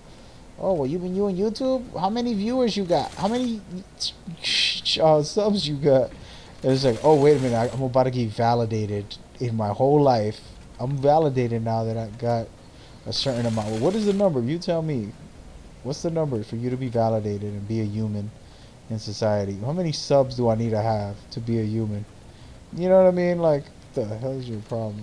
So I just don't like that, and I think, you know, we gotta empower ourselves and be happy with who we are and feel great about ourselves. Don't downplay me being great, feeling great about me. Don't get mad about that. What does that say about you if you mad at somebody else feeling good about themselves? For example, females, they'll sit there, which I would not do that. I am very happy with me, and yo, I love me. But you know, these females was feeling themselves. Oh, I'm looking so good. I'm feeling so good. You know, they'll do a Instagram video. I'm feeling really good today. Take a picture of themselves or something. I'm feeling really good today. That's all they write, right? Then you got haters on, oh, you think you're all that? Oh, you ain't nobody. Oh. And you got all this crazy stuff. And they might not all say it. Some people will just think it and they won't even write it. And that's still the same person. Just because you don't write it don't mean it ain't in you. You got to work that out, man. Get that out of you. And they ain't never going to change. There ain't going to come a day that that's going to change. Just like racism ain't going to change. That negative mentality ain't going to change. So we got to do what we got to do and empower more people to enjoy and embrace themselves. You don't need to be a supermodel. You could be a heavy chick, heavy dude right now. You know what I mean? Love you. Embrace you. That's all I got to say. Anyway, this was supposed to be a tutorial. I ended up preaching at the end here. I'm going to get off because I'm starving. I think I've been streaming for a couple hours and I didn't play one good match. All these matches were terrible. But I still think I'm the greatest of all time in Metal Gear. We'll get into that topic another day. But we'll do a tutorial. Official one. I'm going to do an official tutorial. A short one, a cool one, simple one. Sometime this week. And for now, we're gonna just call it a day. Again, everything I'm saying is about empowering who you are, believing who you are, loving who you are, loving others, loving your life because you only got one. Just be happy that you're alive, that you woke up this morning. That's more than enough to be grateful and thankful. And keep playing video games, have fun with it, live, love. Movement across the world, globe, peace. Mad Gamer out.